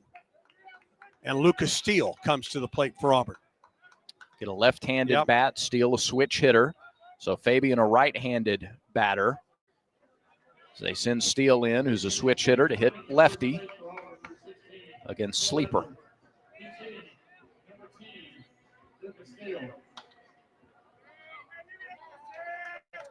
Edwards with a good lead at first and a throw over. He is back without a tag from Sam Silas. Third baseman Cash not guarding the line, but close enough to the line. Pretty big hole on the left side of the infield. Stretch in the pitch. Steele swings and misses. He was out in front. Started him with an off-speed pitch. Tied at 3. A runner at first for Auburn, top of the 9th. 1 out in the inning. Lucas Steele pinch hitting for Derek Fabian. Good lead for Edwards. Stretch in the pitch. He goes outside. Throw to second base. Out. Cole didn't get a great jump. Ash threw from his knees and threw him out at second base. Not a good jump from Edwards. He hesitated, trouble getting going, and that eliminates the base runner. 1 ball and 1 strike, the count to Steele.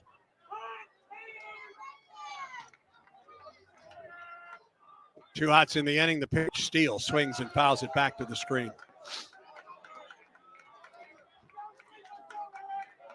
Jacksonville State with the 4, 5, and 6 hitters coming up in the 9th.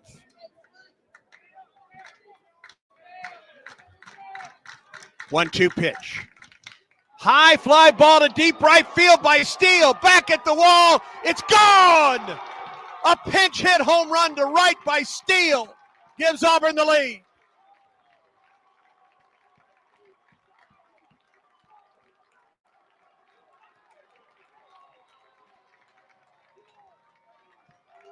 Fourth home run of the year for Lucas. How about that? With 2 strikes. Yeah. And here is Eric Snow. Auburn on top 4-3. Here's the wind and the pitch. And Steele swings and pops it up into left. Collins comes on and makes the catch. With 2 outs and 2 strikes, the pinch hitter, Lucas Steele, gives Auburn a 1-run lead as we go to the bottom half of the 9th. Auburn 4, Jacksonville State 3. Auburn baseball continues in a moment. When the game is on the line, you want someone you can count on. At Alabama Power, we believe in consistency and having each other's back. It's our game plan to safely deliver the electricity you depend on. We give 100% to achieve 99.9% reliability. Learn how we power a better Alabama at alabamapower.com/reliable. Alabama Power is a proud supporter of the Auburn Tigers. Let's go, let's go, let's go. Let's huddle up and make things happen with the only cards for the Plains. The Auburn University Regions Visa Debit Card and prepaid Regions Now card. They're a win for your wallet and a big war eagle, whether you're purchasing stuff for game day or every day. Want to go all in on confidently showing your Tiger pride? Order your card now at regions.com/go Tigers. Regions, official bank of the SEC. Member FDIC. Terms, conditions, and fees apply. Back to the ballpark for more Auburn baseball. Defensive changes for Auburn, a result of Derek Fabian being pinch hit for in the top half of the 9th inning. Eric Snow moves from second to short. Chris Rembert moves from right to second. Bub Terrell moves from left to right. And Bristol Carter enters the game in left field. So left to right, Carter, Ballou, Terrell. Third to first, Guevara, Snow, Rembert, McMurray. And Ben Shore back out there for the 9th, with the Tigers leading 4-3. 4, 5, and 6 hitters for Jacksonville State in the 9th. The Lucas Steele 2-out solo home run, pinch hit home run, has given Auburn a 4-3 lead, and Cooper Blauser will lead it off against Ben Shore, who struck out both Cash and Hornig in the 8th. Works the stretch and the pitch. Swing and a miss, and that was the slider. He got the slider over for a strike. 1-1.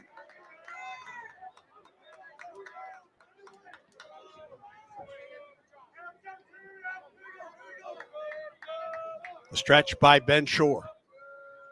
And the 0-1. Swing on a foul back. 0-2 the count. Ben has one win in his Auburn career. He was 1-1 a year ago, got the win at Georgia Tech. 2 innings of work.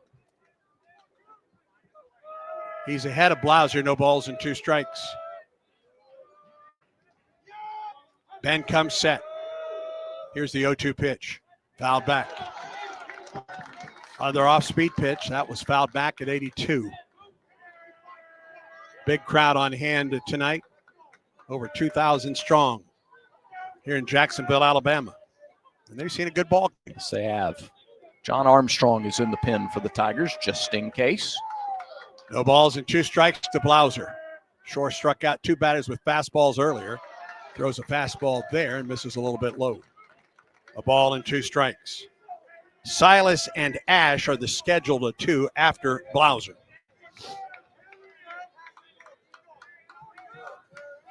Oh for 2 with a walk tonight for Cooper Blauser, who waits for the 1-2 pitch. Here it is.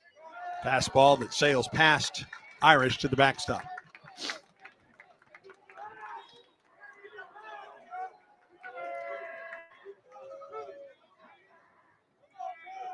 Four runs, 9 hits in air, 6 men left on for Auburn. 3-2-0-3 for Jacksonville State. 2-2. Blauser up the right side, foul. He went after a hanging slider, but it hung up so far that he couldn't get it back down and could only foul it off to the right.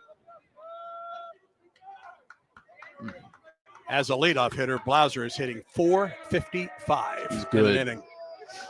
2-2. Stretch by Shore in the pitch. Fastball high. Count goes full. He got ahead of Blauser 0-2. Blauser has worked it to a full count. Leading off the bottom of the ninth with Auburn on top 4-3. Shore comes set. Here's the pitch. Swing and a miss. He got him with a high fastball. How about that? 3 straight strikeouts for Shore since coming in last inning. 1 out, and that's a biggie. Yeah. And here is Sam Silas. Reached on a fielder's choice in the 7th. And will we see a pinch hitter for Silas? Looks like it. Looks like 19. Cade Miles, a freshman from Decatur. But now everybody's headed to the dugout.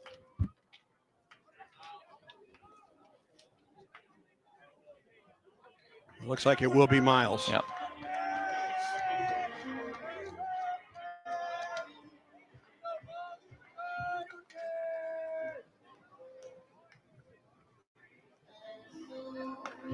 By the way, the season or the 3 strikeouts tonight for Ben Shore is a career high.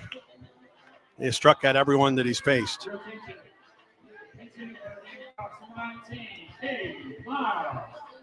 Righty-lefty matchup right here.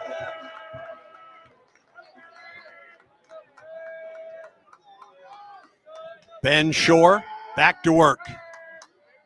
Comes set. Pitches to Miles. Just missed the outside corner, 1-0.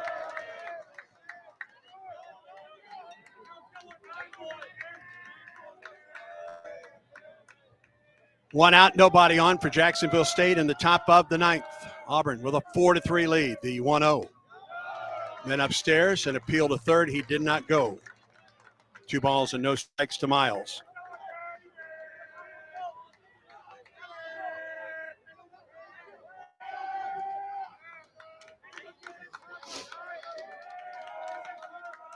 Stretch and the 2-0. There's a strike on the outside corner. Miles. Try to get you his numbers quickly. 2 balls and a strike to Miles. Hitting .444. The pitch. Ball 3, low and outside. 3-1 to Miles. This is the 9th game in which he's played, all in a reserve role.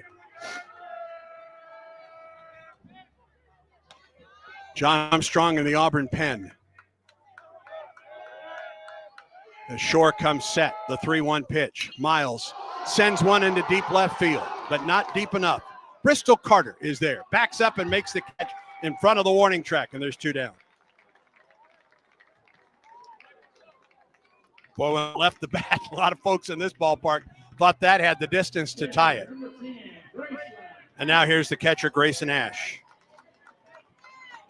0 for 2 on the night. He's flied to center. He has struck out swinging, and he has walked. 3 homers, 19 runs batted in for Ash, who bats with 2 outs and nobody on. As Ben Shore comes set.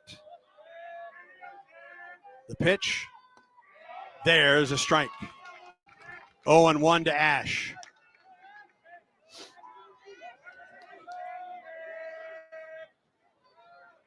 Two down and nobody on for Jacksonville State.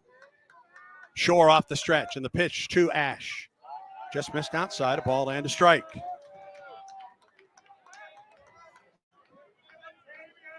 Ace Williamson in the on-deck circle for Jacksonville State would dearly love an opportunity to hit. Shore comes set. 1-1 to Ash. Strike 2 on the outside corner.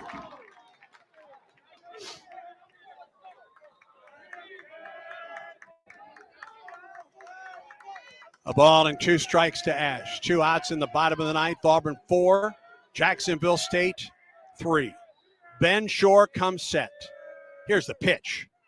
Bounced up there and back and behind Irish. Let's pause 10 seconds for station identification on the Auburn Sports Network.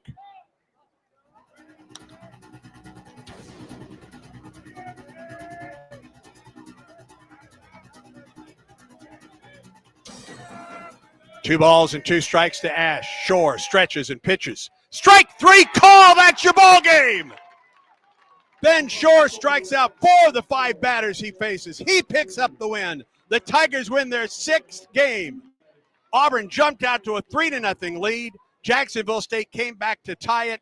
Auburn took the lead on a 2-out pinch hit home run by Lucas Steele, and Ben Shore picks up his 2nd career win, a career high 4 strikeouts on the night, and Auburn wins against Jacksonville State. Auburn 4, Jacksonville State 3. That's your final from Jacksonville. Stay tuned. The Regions Bank postgame show is next as Auburn baseball continues in a moment. Football season is coming soon. Man wide open, Cam Coleman, touchdown Auburn! The Tigers return Friday, August 29th. Check 1, 2. Check 1, 2. Sound good. Okay. I left my phone up there. Blindsided by Calvert.